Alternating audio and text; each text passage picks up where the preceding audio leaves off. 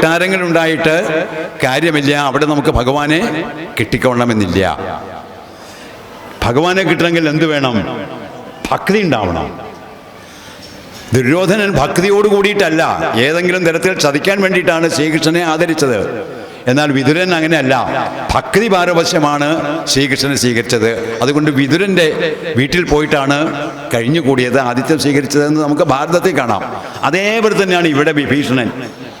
ഇവിടെ കുംഭകർണനും രാവണനും തമ്മിലുള്ള ഈ ഏട്ടാനിയന്മാർ തമ്മിൽ ഉള്ള യുദ്ധം, ആ യുദ്ധം അത് വാനരപ്പടയുമായിട്ടും ശ്രീരാമേന്ദ്രസ്വാമികളായിട്ടും ലക്ഷ്മണസ്വാമികളായിട്ടുമുള്ള യുദ്ധം കണ്ട് മനം മടുത്ത് ഭക്തപരനായിട്ടുള്ള ഭാഗവതോത്തമനായിട്ടുള്ള, ഭാഗവതം എന്ന് പറഞ്ഞാൽ ഭഗവാനെ സംബന്ധിക്കുന്നത്, ഭഗവാനിൽ ഭക്തിയുള്ള ആളെയാണ് ഭാഗവതൻ എന്ന് പറയുക. ഭാഗവതന്മാരെന്ന് പറഞ്ഞാൽ അതിൻ്റെ അർത്ഥം ഭഗവാനിൽ ഭക്തിയുള്ളവർ. അപ്പോൾ ഭഗവാനിൽ ഭക്തിയുള്ളതായിട്ടുള്ള ഭാഗവതനായിട്ടുള്ള ആ കൈകസിയുടെ നന്ദനായിട്ടുള്ള വിഭീഷണൻ ഞാൻ ഇതൊന്നും ഇല്ല എന്ന് പറഞ്ഞ് മാറി നിന്നു. എന്നിട്ട് അങ്ങനെ പോയി നോക്കുകയാണ്. സന്ധ്യയായി സമയേ, യുദ്ധം അവസാനിച്ചു. സന്ധ്യയായി കഴിഞ്ഞാൽ ധർമ്മയുദ്ധം അങ്ങനെയാണല്ലോ, രാത്രി യുദ്ധമില്ല, പകൽ അവസാനിച്ചു കഴിഞ്ഞാൽ എന്ത് ചെയ്തു? യുദ്ധം അവസാനിച്ചു. പിന്നെ പിറ്റേ ദിവസം രാവിലെ പകൽ യുദ്ധം തുടങ്ങുക. അപ്പോൾ യുദ്ധമൊക്കെ അവസാനിച്ചു, വാനരന്മാരൊക്കെ മരിച്ചു കിടക്കുന്നു. അങ്ങനെ ആ സമയത്ത് വിഭീഷണൻ അവിടെ നിന്ന് പുറപ്പെട്ട് കഴിഞ്ഞപ്പോൾ അവിടെ കൊള്ളിയും മിന്നിക്കിടക്കുന്നതിൽ പ്രാണനുള്ളവരാരെന്നറിയണം എന്നോർത്ത്, ഇനി ഇതിൽ ആരെങ്കിലും പ്രാണനുള്ള ആരെങ്കിലും കിടക്കണ്ടോ, മരിക്കാതെ കിടക്കുന്നവരാരെങ്കിലും ഉണ്ടോ എന്നറിയാൻ വേണ്ടിയിട്ട് വായുധനയനായിട്ടുള്ള ശ്രീ ഹനുമാൻ ആഞ്ജനേയൻ പതുക്കെ ആ യുദ്ധക്കളത്തിലേക്ക് അങ്ങോട്ട് ചെല്ലുകയാണ്.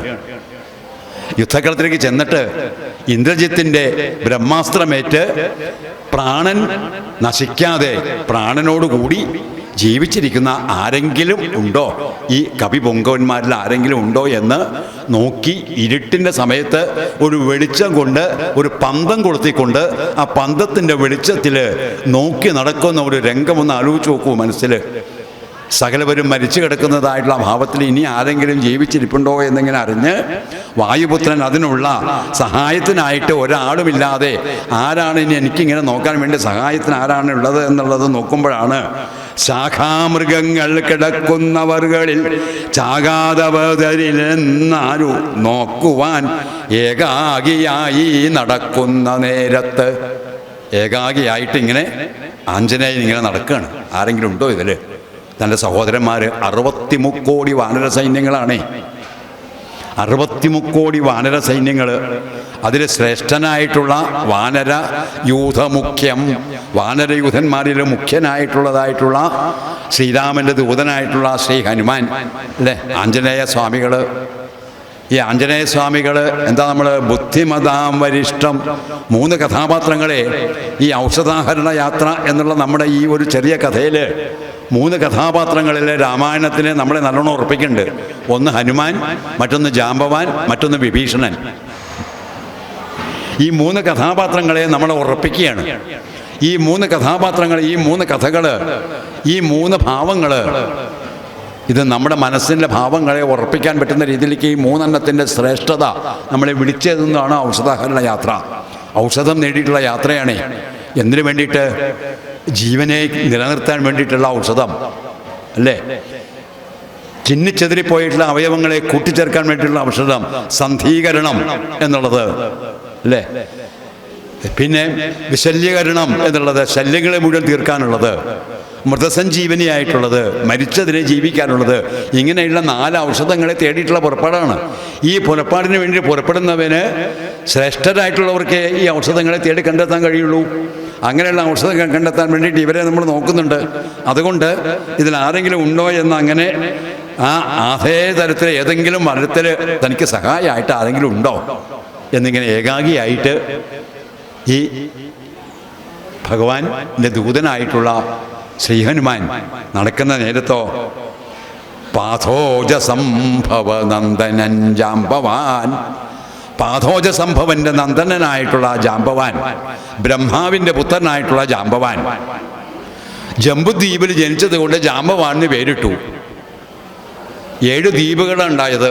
പ്രപഞ്ചത്തിൽ 7 ദ്വീപുകൾ: ജംബു, പക്ഷം, ശാൽമലം, കുശം, ക്രൗഞ്ചം, ശാകം, പുഷ്കരം. 7 ദ്വീപുകളുണ്ടായി. ഈ 7 ദ്വീപുകളിലെ ഏറ്റവും വലിയ ദ്വീപായിട്ടുള്ള ജംബു ദ്വീപിൽ ജനിച്ചത് കൊണ്ട് ജാംബവാൻ എന്ന് പേരിട്ടു. ജാംബവാന്റെ കാലം മുതൽ നിന്ന് കേട്ടിട്ടുണ്ടോ എന്ന് പറഞ്ഞാൽ എന്താ അർത്ഥം? പണ്ട് കാലം മുതലേ ഉള്ളതെന്നർത്ഥം. അത്രയും കാലം മുതലേ ഉണ്ട് ജാംബവാനെ. എത്രയും കാലം മുതലേ ഉണ്ട്. ഈ ചതുർയുഗങ്ങളുടെ ആരംഭം മുതലേ ഉണ്ട്. പാലാഴി മഥനം തുടങ്ങുന്ന കാലം മുതലേ ഉള്ളതുണ്ട്. അവിടെ എല്ലാ തരത്തിലും അവിടെ ജാംബവാൻ ഹനുമാനോട് പറയുന്നുണ്ട്, നീ എനിക്ക് എത്ര വയസ്സായി എന്ന് ചോദിക്കണ്ട. അല്ലയോ ജാംബവാനെ, അങ്ങക്ക് എത്ര വയസ്സായി, അങ്ങ് എത്ര കാലമായി ജനിച്ചിട്ടെന്ന് ചോദിക്കണ്ട ഹനുമാൻ ജാംബവാനോടെ. അത് പറയാൻ പറ്റില്ല. ഈ പറഞ്ഞ കാര്യങ്ങളൊക്കെ എനിക്ക് ഓർമ്മയുണ്ട്. പാലാഴി മഥനം എനിക്ക് ഓർമ്മയുണ്ട്. ചതുർയുഗങ്ങൾ എനിക്ക് ഓർമ്മയുണ്ട്. മന്വന്തരങ്ങളൊക്കെ ഓർമ്മയുണ്ട്. ഇപ്പോൾ 28ാമത്തെ മന്വന്തരമാണ്. അതിൽ 4 ചതുർയുഗങ്ങളിൽ അതിൽ ആ 28ാമത്തെ ചതുർയുഗത്തിൽ 7ാമത്തെ മന്വന്തരത്തിൽ 28ാമത്തെ ചതുർയുഗത്തിൽ 3ാമത്തെ യുഗമായിട്ടുള്ള ത്രേതായുഗത്തിലാണ് ഞാനിപ്പോൾ ഉള്ളത് എന്ന് വളരെ കൃത്യമായിട്ട് അങ്ങോട്ട് പറയുക ഹനുമാനോടെ. ഇപ്പോഴത്തെ മന്വന്തരം ഏതാ? വൈവസ്വത മന്വന്തരം, 7ാമത്തെ മന്വന്തരം. ഇപ്പോഴത്തെ ചതുർയുഗം ഏതാ? 28ാമത്തെ ചതുർയുഗം. 4 ചതുർയുഗങ്ങൾ, 4 യുഗങ്ങളാണുള്ളത് അല്ലേ? സത്യയുഗം, ത്രേതായുഗം, ദ്വാപരയുഗം, കലിയുഗം. ഈ 4 യുഗങ്ങളും കൂടി ചേർന്ന് കഴിഞ്ഞാൽ എത്ര സംഖ്യയുണ്ട്? 4 ചതുർയുഗങ്ങളും കൂടി ചേർന്ന് കഴിഞ്ഞാൽ എത്ര കൊല്ലമുണ്ട് നമ്മുടെ കൊല്ലം? കാലത്തെ പറ്റി ഒന്ന് മനസ്സിലാക്കാൻ വേണ്ടിയിട്ടേ. കാലം എന്ന് പറഞ്ഞാൽ ഈശ്വരനാണേ. കാലം ആരാ? ഈശ്വരൻ. കാലാതീതനാണ് ഈശ്വരൻ അല്ലേ? കാലദേശാവധിഭ്യാം നിർമുക്തം നിത്യമുക്തം നിഗമശതസഹസ്രേണ നിർഭാസ്യമാനം. കാലദേശാവിമുക്തം. കാലത്തിനും ദേശത്തിനൊക്കെ അതീതനാണ്. കാലത്തിനും ദേശത്തിനൊക്കെ അതീതനായിട്ടുള്ള ശ്രീ വിഷ്ണുവിൻ്റെ ഒരു ഭാവമല്ലേ ശ്രീരാമേന്ദ്ര സ്വാമികൾ അല്ലേ? ശ്രീ വിഷ്ണുവിൻ്റെ ഒരു ഭാവമല്ലേ ശ്രീകൃഷ്ണസ്വാമികൾ? അപ്പോൾ ശ്രീ വിഷ്ണുവിൻ്റെ, നാരായണസ്വാമിയുടെ ഒരു ഭാവമായിട്ട് ശ്രീരാമചന്ദ്രൻ്റെ ആ നാരായണൻ്റെ കാലം എന്ന് പറഞ്ഞു കഴിഞ്ഞാൽ ആ കാലത്തെ എത്തിപ്പിടിക്കാൻ നമുക്ക് ആർക്കെങ്കിലും പറ്റുമോ? ഇല്ല. സൂക്ഷ്മമായ കാലം. അപ്പോൾ നമ്മുടെ 43,20,000 മനുഷ്യവർഷങ്ങളാണ് ഒരു ചതുർയുഗം. 4 യുഗങ്ങൾ കഴിയുമ്പോഴേക്കും മനുഷ്യൻ്റെ 43,20,000 വർഷം കഴിയും. നമ്മുടെ ആയുസ്സൊന്ന് ആലോചിച്ച് നോക്കിക്കോളൂ കേട്ടോ. ഒന്ന് അയച്ചു നോക്കിക്കോളൂ. അപ്പോഴാണ് നമുക്ക് അതിൻ്റെ ഒരു ഭഗവാന്റെ ശക്തിയുടെ ഒരു അപാരത, ഭഗവതിയുടെ ശക്തിയുടെ ഒരു അപാരത നമുക്ക് ബോധ്യപ്പെടുന്നത്. നമ്മുടെ ആയുസ് എന്ന് പറഞ്ഞു കഴിഞ്ഞാൽ 80 100 അല്ലേ? 100 വർഷമാണ് ഒരു ശരാശരി ആയുസ് ഒരു മനുഷ്യന്. 43,20,000 മനുഷ്യൻ്റെ വർഷമാണ് ഒരു ചതുർയുഗം. അങ്ങനെ 14 ചതുർയുഗങ്ങൾ ചേരുമ്പോഴാണ് ഒരു മനുവിൻ്റെ കാലഘട്ടം. അങ്ങനെ 72 മന്വന്തരങ്ങൾ ചേരുമ്പോഴാണ് ബ്രഹ്മാവിൻ്റെ ഒരു പകല്. അങ്ങനെ ബ്രഹ്മാവിൻ്റെ ഒരു പകല് ഒരു രാത്രിയും കഴിയുമ്പോൾ ബ്രഹ്മാവിന് ഒരു ദിവസമായി. അങ്ങനെ ബ്രഹ്മാവിന് ഒരു 100 വർഷം തികയുന്ന ദിവസമാണ് ഭഗവാൻ അനിമിഷനായിട്ട് നിമിഷാർത്ഥനായിട്ട് കണ്ണ് അമയ്ക്കാനുള്ള സമയം. ഭഗവാനെ കണ്ണൊന്ന് അടച്ചു തുറക്കാനുള്ള സമയം എന്ന് പറയണത് ഈ ബ്രഹ്മാവിൻ്റെ 100 വർഷ എന്ന് പറഞ്ഞാൽ എത്രയോ അനേകായിരം കോടി വർഷങ്ങൾ. ഈ വർഷങ്ങളിൽ ജാമ്പവാൻ പറയാണ് ഇപ്പോൾ നടക്കുന്നത് 7ാമത്തെ മന്വന്തരമാണ്. വൈവസ്വതൻ എന്നുള്ള വിവസ്വാന്റെ പുത്രനായിട്ടുള്ള, വിവസ്വാൻ എന്ന് പറഞ്ഞാൽ സൂര്യൻ്റെ പുത്രനായിട്ടുള്ള വൈവസ്വതൻ്റെ മന്വന്തരമാണ് ഇപ്പോൾ നടക്കുന്നത്. അതിലുള്ള 28ാമത്തെ ചതുർയുഗമാണ് ഇപ്പോൾ നടക്കുന്നത്. അത് ശരിക്കും ഹനുമാന് പറഞ്ഞു കൊടുക്കുക. എത്രയാണെന്ന് ചോദിച്ചപ്പോൾ എന്നാ മനസ്സിലായിക്കോട്ടെന്ന് വിചാരിച്ച് പറഞ്ഞു കൊടുക്കുന്നതാ. ആ 28ാമത്തെ ചതുർയുഗത്തിൽ ത്രേതായുഗമാണ് ഇപ്പോൾ നടക്കുന്നത്. ഈ ത്രേതായുഗത്തിലാണ് ഞാനിപ്പോൾ ജീവിച്ചുകൊണ്ടിരിക്കുന്നത് എന്ന് പറഞ്ഞാൽ അത്രയും കാര്യങ്ങൾ എനിക്ക് ഓർമ്മയുണ്ട് അല്ലേ? ഇനി അങ്ങോട്ടുമുണ്ട്. കാരണം ഈ ജാമ്പവാന് നിനക്ക് മരണമൊന്നുമില്ല ജാമ്പവാൻ എന്ന് പറഞ്ഞിട്ടുണ്ട് ശ്രീരാമേന്ദ്ര സ്വാമികളെ. അത്രയധികം ശ്രീരാമേന്ദ്ര സ്വാമികൾക്ക് സീതയെ ലഭിക്കാൻ വേണ്ടിയിട്ട് സഹായിച്ച വാനര സൈന്യത്തിൻ്റെ പ്രമുഖനായിട്ടുള്ള ഏറ്റവും കുലപതിയായിട്ടുള്ള വാനരശ്രേഷ്ഠനാണ് ജാമ്പവാൻ. അതുകൊണ്ട് മരണമില്ല എന്ന് പറഞ്ഞിട്ട് നമുക്ക് കേൾക്കാം, അവസാനം കാണാം.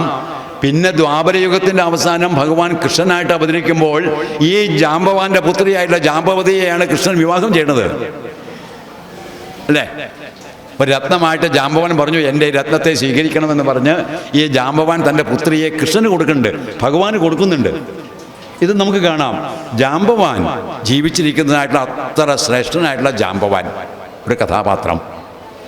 അങ്ങനെ വരുന്ന ഈ ജാമ്പവാൻ അങ്ങനെ ഇരുന്ന് കഴിഞ്ഞപ്പോൾ ജാമ്പവാനെ കണ്ടു വിഭീഷണനോടുകൂടി ചേർന്നിട്ട് ഹനുമാൻ ഇങ്ങനെ നടക്കുമ്പോൾ വിഭീഷണൻ തൻ്റെ ആയിട്ടുള്ള ഇതിൽ ആരെങ്കിലും ഇനി പ്രാണൻ അവശേഷിച്ചിട്ടുണ്ടോ നോക്കൊണ്ട് വിഭീഷണനെ കണ്ടു കഴിഞ്ഞപ്പോൾ വിഭീഷണനും ഹനുമാനും കൂടി ചേർന്ന് യുദ്ധകളത്തിൽ ഈ കപിവരന്മാരിൽ പ്രാണൻ അവശേഷിക്കുന്ന ആരെങ്കിലും ഉണ്ടോ എന്ന് അന്വേഷിച്ച് നടക്കുമ്പോഴാണ് അതിൽ പാഥോജസംഭവ നന്ദനൻ ജാമ്പവാൻ, പാഥോജനന്ദനൻ്റെ ബ്രഹ്മാവിൻ്റെ പുത്രനായിട്ടുള്ള ജാമ്പവാൻ താതനനുഗ്രഹം കൊണ്ടു മോഹം തീർന്നു.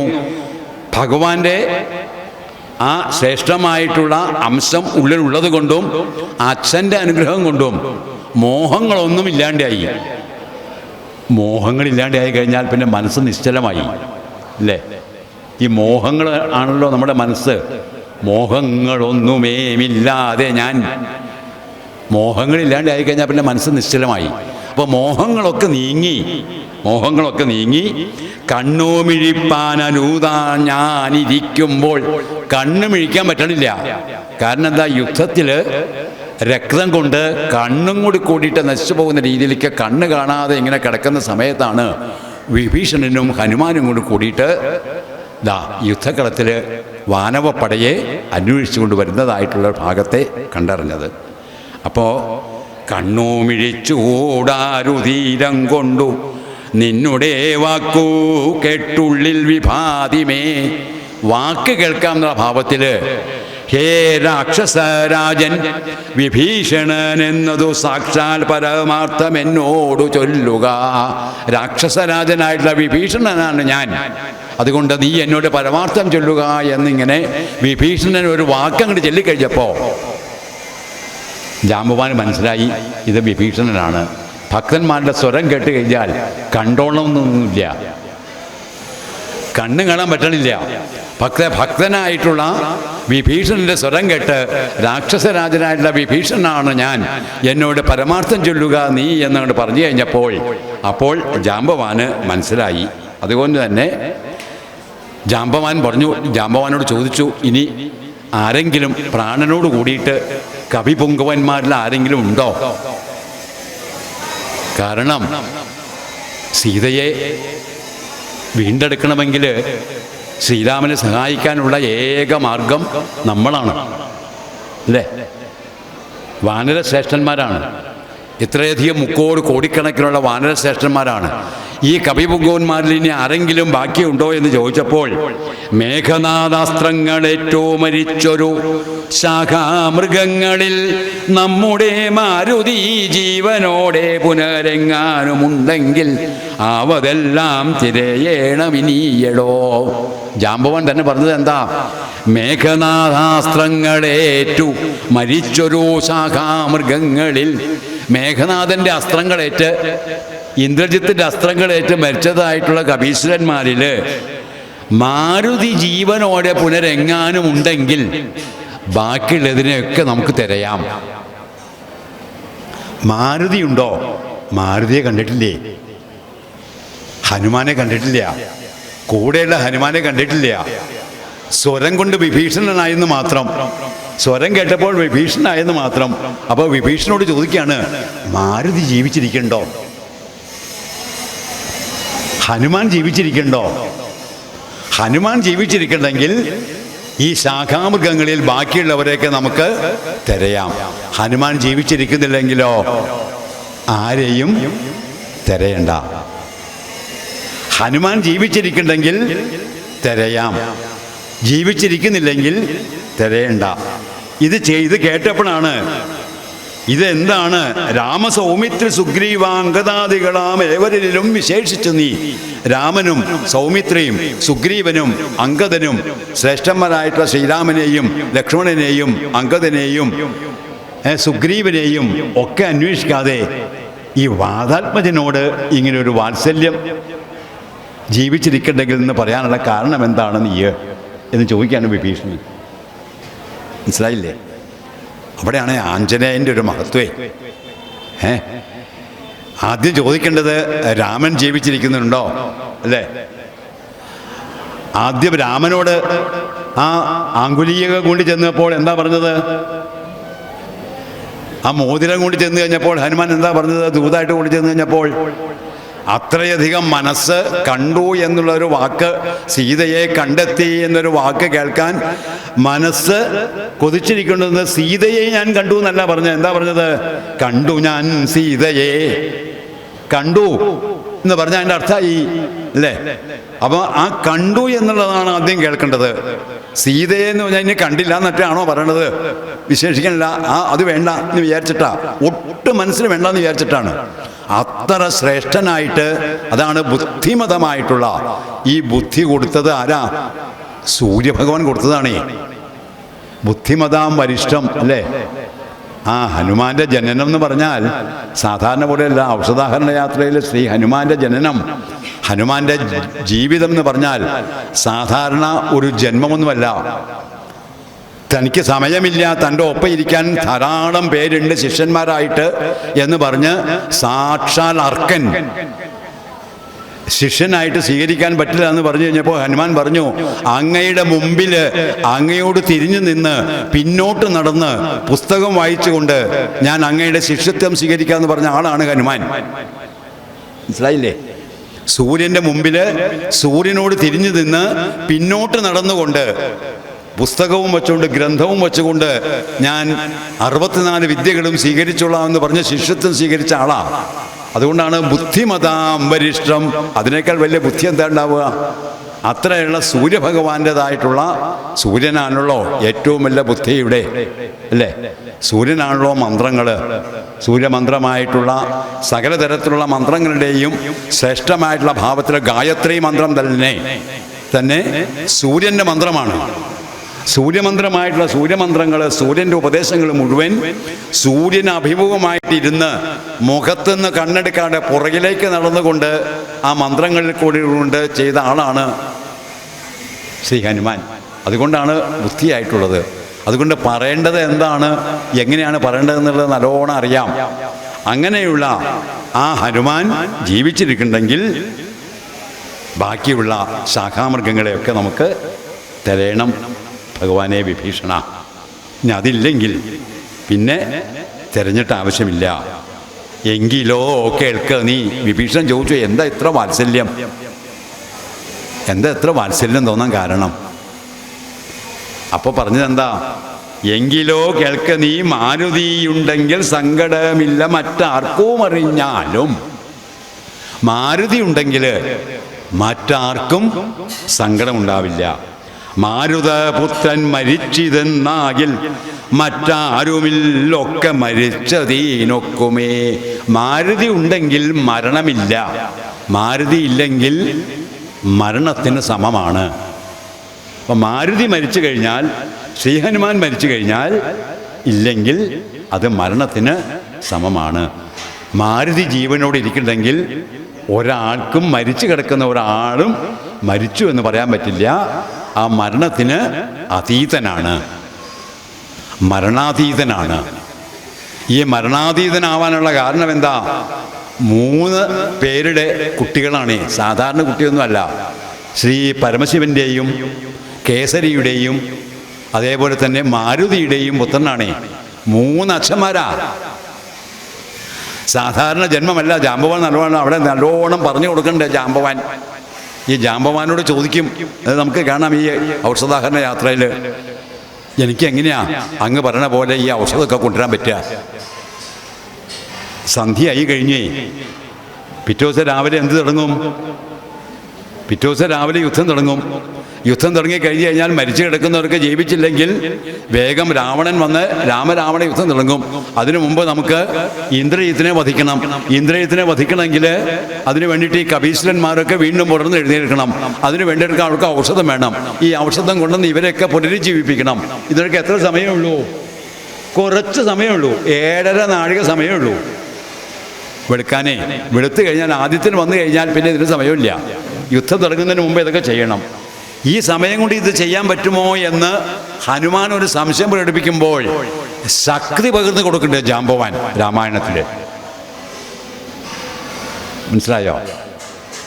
ആ രാമായണം നോക്കരുത്. ചില കാര്യങ്ങൾ നമുക്ക് ചെയ്യാൻ പറ്റുമോ, ചെയ്യാൻ പറ്റുമോ, ചെയ്യാൻ പറ്റുമോ എന്ന് നമ്മുടെ മനസ്സിൽ ചിലപ്പോൾ ചില സംശയങ്ങളുണ്ടാവും അല്ലേ? ഞാൻ വിചാരിച്ച അത് കഴിയോ? ഇത്ര സമയമല്ലേ ഉള്ളൂ, എനിക്ക് എത്ര ശക്തിയുണ്ടോ, എൻ്റെ ശരീരത്തിന് എത്ര ശക്തിയുണ്ടോ, എൻ്റെ മനസ്സിന് ഇത്ര ശക്തിയുണ്ടോ, ഇത്ര ബലമുണ്ടോ എനിക്ക് എന്നൊക്കെ സാധാരണഗതിയിൽ നമുക്കും ഉണ്ടാവുന്ന പോലെയുള്ള സംശയങ്ങൾ. ഈ സംശയങ്ങളൊക്കെ ഇല്ലാണ്ടാക്കണമെങ്കിൽ എന്ത് ചെയ്യണം? പറ്റും പറ്റും പറ്റും എന്ന് ഭഗവാൻ നമ്മളെ കൊണ്ടിങ്ങനെ ചെയ്യിപ്പിച്ചു കഴിഞ്ഞാലോ ആ കാര്യങ്ങൾക്ക് നമുക്ക് അസാധ്യമായിട്ടുള്ള ഭഗവാന്റെ അനുഗ്രഹം ഉണ്ടെങ്കിൽ അസാധ്യമായിട്ടുള്ള കാര്യം ഒന്നുമില്ല. ശ്രീരാമചന്ദ്രൻ്റെ അനുഗ്രഹം ഉണ്ടെങ്കിൽ അസാധ്യമായ കാര്യം ഒന്നുമില്ല. അതുകൊണ്ട് ഇത് സാധിക്കും നിനക്ക്. പരമേശ്വരൻ്റെയും കേസരിയുടെയും വായുവിൻ്റെയും പുത്രനായിട്ടുള്ള നിനക്ക് നീ അഞ്ജനയുടെയും ശ്രീപരമേശ്വരുടെയും ആയിട്ടുള്ള ആ മാതാക്കന്മാരുടെയും 3 അമ്മമാരുടെയും 3 അച്ഛന്മാരുടെയും കുട്ടിയായിട്ടുള്ള നിനക്കിത് കഴിയുമെന്ന് പറഞ്ഞ് ഈ ജാംബവാൻ ഹനുമാനോട് ആ ജന്മത്തെ പറ്റിയിട്ടൊക്കെ പറഞ്ഞു കൊടുക്കുന്ന ഭാഗങ്ങളൊക്കെ വിസ്തരിച്ച് കമ്പരാമായണത്തിലും അധ്യാത്മരാമായണത്തിലൊക്കെ ഉണ്ട്. ഇതിലുമുണ്ട്. എവിടെയാ?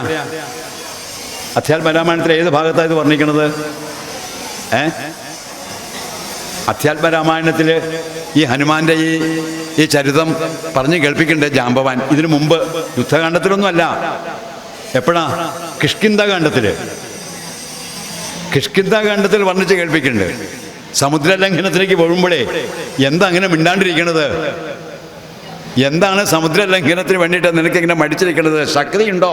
ഈ സമുദ്രത്തെ ലംഘിക്കാനുള്ള ശക്തിയുണ്ടോ എന്ന് വിചാരിച്ചുകൊണ്ട് എന്താണ് ഹനുമാനെ നീ ഇങ്ങനെ ഒരു ഇതികർത്തവ്യത മൂഢനായിട്ടിരിക്കണമെന്ന് പറഞ്ഞ് അന്ന് ജാംബവാൻ ഹനുമാനോട് തൻ്റെ ഉത്ഭവത്തെ പറ്റിയിട്ട് ഹനുമാന്റെ ജന്മത്തെ പറ്റിയിട്ട് പറഞ്ഞു കൊടുക്കുന്നുണ്ട് അല്ലേ? അത് തന്നെയാണ് ഇവിടെ പറഞ്ഞു കൊടുക്കുന്നത്. അന്ന് ഈ 3 അച്ഛന്മാരുടെവായിട്ട് ബന്ധക്കൊണ്ടുള്ള പരമേശ്വരനും അങ്ങനെ ബൃഹസ്പതിയുടെ ആ ശിഷ്യമായിട്ടുള്ള ആ ശിഷ്യയ്ക്ക് അവിടുന്ന് ഒരു പ്രത്യേകമായിട്ടുള്ള ഒരു താല്പര്യം ബൃഹസ്പതിയോട് തോന്നി. നീ വേഗം ഒരു കുരങ്ങ സ്ത്രീയായിട്ട് ജനിക്കട്ടെ എന്ന് പറഞ്ഞ് അങ്ങനെ വരുന്നതും അഞ്ജന എന്നുള്ള പേരിൽ വരുന്നതും ഈ അഞ്ജന കേസരിയെ വിവാഹം കഴിക്കുന്നതും അഞ്ജന പരമേശ്വരൻ്റെ പുത്രി ഉണ്ടാവാൻ വേണ്ടി ശാപമോക്ഷത്തിന് വേണ്ടി തപസ് ചെയ്യണതും ഈ തപസ് ചെയ്ത് പറഞ്ഞിട്ടുള്ള ഇന്ദ്രൻ വന്ന് വേഗം തൻ്റെ വജ്രായുധം കൊണ്ട് ഹനു എന്നുള്ള രീതിക്കുള്ള കവിൾത്തടത്തിൽ അടിച്ച് താഴത്തേക്ക് ഇടുന്നതും വായുപുത്രൻ പാതാളത്തിൽ കൊണ്ടുവന്നിടുന്നതും തൻ്റെതായിട്ടുള്ള ശക്തിയായിട്ടുള്ള ബീജത്തെ ശ്രീപരമേശ്വരൻ വായുദേവനെ കൊണ്ട് അവിടെ ഈ അഞ്ജനയുടെ ഗർഭത്തിൽ കൊണ്ടുപോയി വയ്പ്പിക്കുന്നതും. അപ്പോൾ നോക്കുമ്പോൾ വായുദേവൻ കൊണ്ടുപോയി ഗർഭത്തിൽ കൊണ്ടുപോയി വെച്ചതുകൊണ്ട് വായുവിൻ്റെ പുത്രനായി. ശ്രീപരമേശ്വരൻ്റെ ശക്തി ആയതുകൊണ്ട് ശ്രീപരമേശ്വരൻ്റെ പുത്രനായിട്ടുള്ളത്. കേസരി എന്ന് പറഞ്ഞു കഴിഞ്ഞാൽ ഭർത്താവായിട്ടുള്ളത് കൊണ്ട് അഞ്ജനയുടെ ഭർത്താവായിട്ടുള്ള വാനരായതുകൊണ്ട് കേസരി പുത്രനായിട്ടുള്ളത്. ഈ ചരിത്രങ്ങളൊക്കെ ഇവിടെ പറഞ്ഞു കൊടുക്കുന്നുണ്ട്. സാധാരണ ഒരു ജന്മം പോലെയൊന്നും അല്ല നീ. 10 മാസം കൊണ്ട് സാധാരണ ഒരു മനുഷ്യജന്മം പോലെയുള്ള ഒരു ജന്മം പോലെയൊന്നും അല്ല നിന്റെ ജന്മം. അത്രയധികം ശക്തി നിനക്കുണ്ട്. പാതാളത്തിലേക്ക് കൊണ്ടുപോയിട്ട് ഒളിപ്പിച്ചു വെച്ച് കഴിഞ്ഞപ്പോൾ ആരാ ഒളിപ്പിച്ചു വെച്ചത്? ഈ ഇന്ദ്രന്റെ വജ്രായുധമേറ്റ് താഴത്തേക്ക് വീണ ഹനുമാൻ. ഹനു എന്നുള്ള കവിൾത്തരത്തിൽ അടിച്ചത് കൊണ്ടാണ് ഹനുമാൻ എന്നുള്ള പേര് വന്നത്. ഹനു എന്ന പേരുള്ള കവിൾത്തരത്തിൽ അടിച്ച് താഴ്ത്തിട്ടത് കൊണ്ട് ഹനുമാൻ എന്നുള്ള പേര് വന്നു. ഈ ഹനുമാനെ ദുഃഖത്തോടു കൂടിയിട്ട് വായു ഭഗവാൻ പാതാളത്തിൽ കൊണ്ടുപോയി ഒളിപ്പിച്ചു വെച്ചു. വായു ഇല്ലാണ്ടായി. അപ്പോൾ എല്ലാവർക്കും വായു ഇല്ലാണ്ടായപ്പോൾ അവർ നാരായണസ്വാമിയായിട്ട് ശ്രീ ഭഗവാനെ ശരണാഗതി ചെയ്തു. ശ്രീ ഭഗവാൻ വേഗം വായുദേവനെ വിളിച്ചു പറഞ്ഞു, ഈ ഹനുമാൻ ഇനി ഓരോ ദേവന്മാരും അനുഗ്രഹിക്കുകയാണ്. ശ്രീനാരായണനും അനുഗ്രഹിക്കുന്നു, ബ്രഹ്മാവ് അനുഗ്രഹിക്കുന്നു, വായുദേവൻ അനുഗ്രഹിക്കുന്നു, ഇന്ദ്രൻ അനുഗ്രഹിക്കുന്നു, ഒരു തരത്തിലും നിൻ്റെ ശക്തിക്കൊരു കോട്ടവും വരാട്ടെ.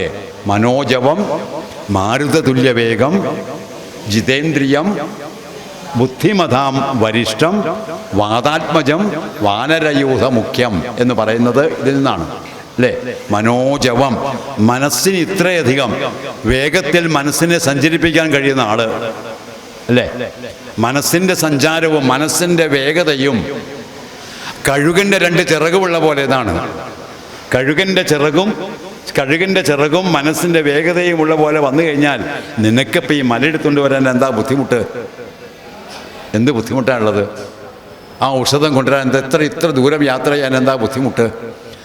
ഭഗവാൻ അങ്ങോട്ട് വന്നിട്ട് ഭഗവാന്റെ തരത്തിൽ ശക്തി ഉണ്ട് എന്നങ്ങോട്ട് തോന്നിക്കുമ്പോൾ രീതിയിലേക്കുള്ള ഒരു ഭാവത്തെ ഉണ്ടാക്കുന്നത് ഈ രാമായണം നമ്മുടെ മനസ്സിലുണ്ടാക്കുന്ന ശക്തിയാണ് അല്ലേ? ഭഗവത്ഗീതയിൽ അർജുനന് ഇതേ ശക്തി ഉണ്ടാക്കുന്നത് നമുക്ക് കാണാം അല്ലേ? ഭഗവാൻ കൃഷ്ണൻ ഇതേ വിഷ്ണുവിൻ്റെ അവതാര സ്വരൂപനായിട്ട് ശ്രീകൃഷ്ണൻ അർജുനന് ഗീതയിൽ എന്താണ്, ഞാൻ എങ്ങനെയാണ് യുദ്ധം ചെയ്യുക കൃഷ്ണ? എൻ്റെ പിതാമഹന്മാർ, എൻ്റെ ഗുരുനാഥന്മാർ, ശ്രേഷ്ഠരായിട്ടുള്ള ബന്ധുക്കൾ, മുത്തശ്ശന്മാരെ പോലെയുള്ളവർ, ആ സമപ്രായക്കാരായിട്ടുള്ളവരും മുത്തശ്ശന്മാരെ പോലെയുള്ളവരും ഗുരുക്കന്മാരും അസ്ത്രവിദ്യ പഠിപ്പിച്ചതായിട്ടുള്ള ദ്രോണര്, കൃപര്, ഭീഷ്മര് മുതലായിട്ടുള്ള പിതാമഹന്മാരുടെയൊക്കെ മുമ്പിൽ എനിക്ക് വയ്യ എന്ന് പറഞ്ഞ് നിർത്തിയപ്പോൾ ധർമ്മമാണത്, ഇത് നിന്റെ ധർമ്മമാണ് എന്ന് പറഞ്ഞ് അവിടെ 12ാമത്തെ അതിൽ യഥാർത്ഥത്തിൽ വിഭൂതി യോഗം ഉപദേശിച്ചു കൊടുക്കുന്നുണ്ട് അല്ലേ? പാണ്ഡവന്മാരിൽ നീ ഈശ്വരനാവണോ? എങ്ങനെയാണോ ഞാൻ ഇവിടെ യാദവന്മാരിൽ കൃഷ്ണൻ ഈശ്വരനാവണത്, ഈശ്വരഭാവത്തിൽ വരുന്നത്, അതേപോലെ പാണ്ഡവന്മാരിൽ നീ ഈശ്വരതുല്യനാണ് എന്ന് പറഞ്ഞാൽ എന്തൊരു ബലം ഉണ്ടാവുക മനസ്സിന്. മനസ്സിൻ്റെ ബലം ഇങ്ങനെ കൂട്ടിക്കിട്ട പറ്റും പറ്റും പറ്റും പറ്റുമെന്ന് മനസ്സിനെ ഇങ്ങനെ ഉയർത്തി കൊണ്ടുവരികയാണ്. അങ്ങനെ ഉയർത്തിക്കൊണ്ടുവരുന്ന രീതിയിലേക്കാണ് ഇവിടെ കൃത്യമായിട്ട് വരുന്നത്. ജാമ്പവാൻ പറഞ്ഞു കൊടുക്കണമെന്ന് അർത്ഥം. അല്ലാണ്ട് ഒരു ഔഷധം വേഗം പോയിട്ടൊരു മലയെടുത്തുകൊണ്ട് വന്ന് അത് കൊണ്ടുവന്ന് ഇവിടെ ശ്രീരാമന് മുമ്പിൽ കൊണ്ടുപോയി വച്ചു, അവരെയൊക്കെ ജീവിപ്പിച്ചു എന്നുള്ള ഉപരിപ്ലവമായിട്ടുള്ള രാമായണ കഥയെ അനുസ്മരിക്കുന്നതോടൊപ്പം നമ്മൾ എന്ത് ചെയ്യണം? ആ കഥയുടെ ഉള്ളിലുള്ള രത്നത്തെയും തിരിച്ചറിയണം. ഓരോന്നിലും ഓരോ കഥയുടെ ഉള്ളിൽ എന്തുണ്ട്? ഓരോ രത്നമുണ്ട്. ഈ രത്നം കിട്ടാതെ മുങ്ങി തപ്പിയിട്ട് കാര്യമൊന്നുമില്ല. നമ്മൾ രത്നങ്ങളിങ്ങനെ ഒളിഞ്ഞു കിടക്കുന്ന ഒരു വലിയ സമുദ്രത്തിൽ കറങ്ങിയിട്ട് അതിൽ കിടന്ന് മുങ്ങി തപ്പി ഇങ്ങോട്ട് കയറി പോന്നു, അതുകൊണ്ട് കാര്യമില്ല. അതിൽ നിന്ന് മുഴുവൻ പറ്റിയില്ലെങ്കിലും എന്തു ചെയ്യണം? ചില രത്നങ്ങൾ നമ്മൾ പറക്കിയെടുക്കണം. രാമായണത്തിലെ ചില രത്നങ്ങളാണ് ഈ ഹനുമാൻ എന്ന് പറയുന്നാലും ജാമ്പവാൻ എന്ന് പറയുന്ന കഥാപാത്രങ്ങളൊക്കെ നമുക്ക് ഒരു രത്നമായിട്ട് നമ്മുടെ മനസ്സിൽ പതിയേണ്ടതായിട്ടുള്ളതാണ്. അതുകൊണ്ടാണ് ഇവിടെ പറഞ്ഞത്, മാരുതപുത്രൻ മരിച്ചതെന്നായിൽ മറ്റാരുമില്ലൊക്കെ മരിച്ചതിനൊക്കുമേന്നാണ്. പിന്നെ ആരുമില്ല, ഒക്കെ മരിച്ചതിനൊക്കും. ഇതങ്ങോട്ട് കേട്ട് കഴിഞ്ഞപ്പോൾ തന്നെ കാണാതെ തന്നെ പറ്റിയിട്ടുള്ള കാര്യങ്ങളിങ്ങനെ കേൾക്കുകയാണേ. ഹനുമാനെ തന്നെ കണ്ടിട്ടില്ല, തന്നെ കാണാത്തതായിട്ടുള്ള ജാമ്പവാനായിട്ടുള്ള വാനരശ്രേഷ്ഠൻ തന്നെ പറ്റിയിട്ട് ഈ പറയണത് കേൾക്കണുണ്ട് കഴിഞ്ഞപ്പോൾ ഹനുമാൻ വേഗം പോയി ജാമ്പവാനെ പ്രദക്ഷിണം ചെയ്ത് നമസ്കരിച്ച് പാദത്തിൽ വീണ് നമസ്കരിച്ച് വേഗം സ്തുതിച്ചു. ഞാൻ മരിച്ചിട്ടില്ല, ഞാനിതല്ലോ മരിച്ചില്ല എന്നവൻ കാൽക്കലാമോദം ഉൾക്കൊണ്ടു വീണു വണങ്ങിനാൻ. കാൽക്കൽ വീണ് വണങ്ങിയിട്ട് പറഞ്ഞു, ഞാൻ മരിച്ചിട്ടില്ല ജാമ്പവാനെ, ഞാനുണ്ട് ഒപ്പം. ആരുടെ ഒപ്പം? വിഭീഷണൻ്റെ ഒപ്പം ഞാനുണ്ട് വിഭീഷണൻ്റെ ഒപ്പം. ഇതങ്ങോട്ട് കേട്ട് കഴിഞ്ഞപ്പോൾ മതി, ഇനി ആരും മരിക്കില്ല, ഇനി ഇവിടെ ഒരു കവി പൊങ്കോന്മാരും മരിക്കില്ല, ഒരാളും മോഹാലസ്യപ്പെട്ട് വീഴില്ല, ഒരു ഇന്ദ്രജിത്തിനും ആരെയും വധിക്കാൻ വേണ്ടി കഴിയില്ല, ഒരു രാവണനും ആരെയും വധിക്കാൻ വേണ്ടി കഴിയില്ല, ഒരു അസുരനും ഇനി ആരെയും വധിക്കാൻ വേണ്ടി കഴിയില്ല. ജീവനോടുണ്ടല്ലോ എന്നങ്ങോട്ട് കേട്ട് കഴിഞ്ഞപ്പോൾ മേഘനാഥാസ്ത്രങ്ങളേറ്റവും മരിച്ചൊരു ശാഖാമൃഗങ്ങളെയും പിന്നെ നമ്മുടെ രാഘവന്മാരെയും ജീവിച്ചിരുത്തുവാനാകുന്നവരാരുമില്ല. നീ എന്നിയേ, നീയല്ലാതെ ഇനി ആരുമില്ല. രാഘവന്മാരെ ജീവിക്കാനും ഈ രാവണനെയും അതേപോലെ തന്നെ ഇന്ദ്രജിത്തിനെയും ഒക്കെ വധിച്ച് നമ്മുടെ ഈ കവീശ്വരന്മാരെ മോഹാലസ്യത്തിൽ നിന്ന്, ബ്രഹ്മാസ്ത്രത്തിൻ്റെ ദൂഷത്തിൽ നിന്ന്, ആ ബ്രഹ്മാസ്ത്ര ദൂഷത്തിൽ നിന്ന് അവരെ മോചിപ്പിക്കാൻ ഹേ മാരുതി, നീയല്ലാതെ ഇനി ആരുമില്ല എന്ന് പറഞ്ഞ് ജാമ്പവാൻ വേഗം പറഞ്ഞു, പോകവേണം നീ ഹിമവാനെയും ഗണനാകുലമേറ്റു കൈലാസശൈലത്തിൽ. ഇന്ന് നോക്കൂ, എവിടെന്നാ പോകേണ്ടത്? എവിടെന്നാ പോകേണ്ടത്? ലങ്കയിൽ നിന്നാണ് അല്ലേ? ലങ്കയിൽ നിന്നാണ് പോകേണ്ടത്. ഈ ലങ്കയിൽ നിന്ന് അങ്ങോട്ട് വേണം പോകേണം നീ ഉത്തരഭാഗത്തിൽ. വടക്കോട്ടും കൂടെ പൊക്കോളൂ. എവിടെ പോകണം? കൈലാസമുണ്ടതിൽ, കൈലാസ പർവ്വതത്തിലേക്ക് എത്തണം. ശ്രീ പരമേശ്വരൻ്റെ ആസ്ഥാനമായിട്ടുള്ള കൈലാസ പർവ്വതത്തിലേക്ക് എത്തണം. എവിടെ? തൻ്റെ രാജ്യമായിട്ടുള്ള ജംബുദ്വീപിലെ ഒരു രാജ്യമാണ് ഭാരതം. ഭാരതത്തിൻ്റെ അതിർത്തിയാണ് കൈലാസം. ആ കൈലാസത്തിൽ കൈലാസ സന്നിധിയിങ്കൽ ഇഷഭാദ്രിമായിലുണ്ട്. ഇഷഭാദ്രി എന്നു പേരുള്ള ഒരു പർവ്വതകൂടമുണ്ട്, ഗന്ധമാദന പർവ്വതം. ഈ ഗന്ധമാദന പർവ്വതത്തിൻ്റെയും ഇഷഭാദ്രിയുടെയും സമീപിച്ച് ചെന്ന് കൈലാസത്തിൽ ചെന്നിട്ട് നീ എത്രയും പെട്ടെന്ന് ചെല്ലണം. ചെന്നിട്ട് എന്ത് വേണം? ദിവ്യ ഔഷധങ്ങൾ അറിഞ്ഞിടുക നീ. അവിടെ ഉണ്ട് ദിവ്യമായിട്ടുള്ള ഔഷധങ്ങൾ കൊണ്ടുവരണം. മാരുതിയോട് പറയാണ്, അതിന് നീയല്ലാതെ ഇനി ആരുമില്ല. നിന്നെപ്പോലെ ശക്തിമാനായിട്ടുള്ള ആരുമില്ല. നിനക്ക് മാത്രമേ അതിന് കഴിയൂ. നീ മാത്രമേ അതിന് ഇനി രക്ഷയായിട്ടുള്ളൂ. ഇനി സകലവർക്കും രക്ഷയായിട്ടുള്ളത് നീ മാത്രമാണ്. അതുകൊണ്ട് നീ എത്രയും പെട്ടെന്ന് പ്രഭാതമാകുന്നതിന് മുമ്പേ തന്നെ, വളരെ കുറച്ച് സമയമുള്ളൂ, 7.5 നാഴിക സമയമുള്ളൂ. ഇനി 7.5 നാഴിക എന്ന് പറഞ്ഞു കഴിഞ്ഞാൽ നമ്മുടെ ഇത് പ്രകാരം മണിക്കൂറുകൾ സമയമുള്ളൂ, വളരെ കുറച്ച് സമയമുള്ളൂ. ഒരു നാഴിക കൊണ്ട് 100 യോജന ചാടുന്ന ആളാ അല്ലേ സമുദ്രലംഘനം നടത്തിയപ്പോഴേ. ഒരു നാഴിക കൊണ്ട് 100 യോജന ചാടിയ ആൾക്ക് ഇത്രയും യോജന ചാടാൻ വേണ്ടിയിട്ട് 7.5 നാഴിക പോയി വരാൻ വേണ്ടിയിട്ട് ധാരാളം എന്നുള്ളത് ആർക്കറിയാം? ജാമ്പവാന് നല്ലോണം അറിയാം. എല്ലാം അറിയുന്ന ആളാണ് ജാമ്പവാൻ, സകലതും അറിയുന്ന ആളാ. അതുകൊണ്ടാണ് ഇതിന് പറ്റുന്ന ആള് മാരുതിനേ ഉള്ളൂ. അവിടെ ഉണ്ട് ഔഷധങ്ങൾ, 4 ദിവ്യ ഔഷധങ്ങൾ, 4 ഔഷധങ്ങളുണ്ട് അവിടെ. ഇനി അവരുടെ നാമങ്ങളും കേട്ടുകൊള്ളുക. ഈ 4 ഔഷധങ്ങളുടെ നാമങ്ങൾ കേൾക്കണ്ടേ? ഔഷധങ്ങൾ ഉണ്ടെന്ന് പറഞ്ഞിട്ട് കാര്യമില്ലല്ലോ. ഏത് ഔഷധമെന്ന് അറിയണ്ടേ അല്ലേ? മരുന്നുണ്ടെന്ന് പറഞ്ഞിട്ട് കാര്യമില്ല അല്ലേ? മരുന്ന് ഏതാണെന്ന് അറിയട്ടെ. അപ്പോൾ ഈ മരുന്നുകൾക്കൊരു പ്രത്യേകത എന്ന് വെച്ചാൽ, ഈ മരുന്ന് എന്ന് പറഞ്ഞാൽ അത് ഒരു ഔഷധമായിട്ട് നമ്മുടെ ഉള്ളിൽ കടന്ന് അത് ഔഷധമായിട്ട് തീരണമെങ്കിൽ ഈശ്വരാനുഗ്രഹം വേണം. അതുകൊണ്ടാണ് നമ്മൾ ഈ കഷായമൊക്കെ കഴിക്കുമ്പോഴേ ധന്വന്തരിമൂർത്തിയെ വിചാരിച്ചിട്ടാണ് കഴിക്കുക. മനസ്സിലായില്ലേ? ധന്വന്തരിമൂർത്തി എന്ന് പറഞ്ഞു കഴിഞ്ഞാൽ സകലതിൻ്റെയും അധിപനാണ്, സകല ആദിവ്യാധികളുടെയും അധിപനാണ് ധന്വന്തരിമൂർത്തി. അപ്പോൾ ധന്വന്തരിമൂർത്തിയുടെ അനുഗ്രഹം കൊണ്ടാണ് നമുക്ക് ഈ ആദിവ്യാധികളൊന്നും വരാതിരിക്കുക. അതുകൊണ്ട് നമ്മൾ പണ്ട് കാലം മുതൽ തന്നെ നമ്മളെയൊക്കെ ശീലിപ്പിച്ചിട്ടുണ്ട് അമ്മമാരും മുത്തശ്ശിമാരും. എന്ത്? മരുന്ന് കഴിക്കാറാവുമ്പോൾ നമ്മൾ വെറുതെ എടുത്തിട്ട് ഭക്ഷണം കഴിക്കുമ്പോൾ തിന്നല്ല, മരുന്ന് കഴിക്കാറാവുമ്പോൾ എന്ത് ചെയ്യണം? അത് ധന്വന്തരിമൂർത്തിയെ വിചാരിച്ചിട്ട് ധന്വന്തരമൂർത്തയേ നമ, ധന്വന്തരമൂർത്തിയായിട്ടുള്ള ഭഗവാനെ രക്ഷിക്കണേ എന്ന് പറഞ്ഞ് ഈ ഗുളികയോ അല്ലെങ്കിൽ ഈ കഷായമോ ഈ രസായനമോ ഈ അരിഷ്ടമോ അത് കഴിച്ചു കഴിഞ്ഞാൽ അത് ഔഷധമായിട്ട് മാറും. അത് ഔഷധമായിട്ട് മാറണമെങ്കിൽ എന്ത് വേണം? ഭഗവാന്റെ അനുഗ്രഹം വേണം. അല്ലെങ്കിൽ അതൊരു വെറുതെ ഒരു കെമിക്കലായിട്ടോ കുറച്ച് വെള്ളമായിട്ടോ അങ്ങനെ കിടക്കും. അതുകൊണ്ട് കാര്യമില്ല. അത് നമ്മുടെ ശരീരത്തിൽ ഔഷധമായിട്ട് മാറണമെങ്കിൽ ഈശ്വരൻ്റെ അനുഗ്രഹത്തോട് കൂടിയിട്ടേ അത് പാടാൻ കഴിയുള്ളൂ എന്ന് ഉറച്ചൊരു ഭാവത്തിലാണ് നമ്മുടെ ഔഷധ സേവ മുഴുവൻ നടത്തുന്നത്, സകല ഔഷധ സേവയും. അതുകൊണ്ടാണല്ലോ കർക്കിടക മാസത്തിൽ ശ്രീരാമേന്ദ്രസ്വാമികളുടെ അധ്യാത്മരാമായണത്തെ മനസ്സിൽ നല്ലോണം ഉറപ്പിച്ചിട്ട് മനസ്സിനെ ശുദ്ധി വരുത്തിക്കൊണ്ടാണല്ലോ നമ്മൾ ഔഷധ സേവയും ഔഷധ കഞ്ഞിയൊക്കെ കുടിക്കണത്. അല്ലേ? എന്തിനാണ് ഈ കർക്കിടക മാസത്തിൽ ഔഷധ സേവയ്ക്ക് ഇത്ര വലിയ പ്രാധാന്യം കൊടുക്കാനുള്ള കാരണം? എന്തിനാണ് ഔഷധങ്ങളെ നമ്മൾ ധാരാളമായിട്ട് നേദിക്കാനുള്ള കാരണം? ഔഷധ സേവ നടത്താനുള്ള കാരണം? രാമായണ പാരായണം ഒപ്പം നടത്താനുള്ള കാരണം? അതിൽ ഏറ്റവും ശ്രേഷ്ഠമായിട്ടുള്ള ശ്രീരാമേന്ദ്ര സ്വാമികളുടെ ഭാവത്തെ ഉൾക്കൊണ്ടുകൊണ്ട് ഒരു ഔഷധം സേവിക്കുമ്പോൾ നമ്മുടെ ശക്തി, മനസ്സിനും ശരീരത്തിനും ശക്തി കൂടും എന്നുള്ള ഒരു ഉറപ്പിൻ്റെ ഭാവമായിട്ടാണ് നമ്മൾ ഔഷധ സേവ നടത്തുന്നത്, അല്ലേ? കർക്കിടക മാസത്തിൽ ഔഷധ സേവയുടെ മാസമാണ്. അതുകൊണ്ട് ഈ 4 ഔഷധങ്ങൾ നീ പോയിട്ട് കൊണ്ടുവരണം. ഞാൻ അതിൻ്റെ പേര് പറയുള്ളൂ. മുമ്പിൽ വിശല്യകരണി. ഒന്നിൻ്റെ പേര് വിശല്യകരണി, ഒരു ശല്യവും ഉണ്ടാവാതിരിക്കാനുള്ള മരുന്ന്.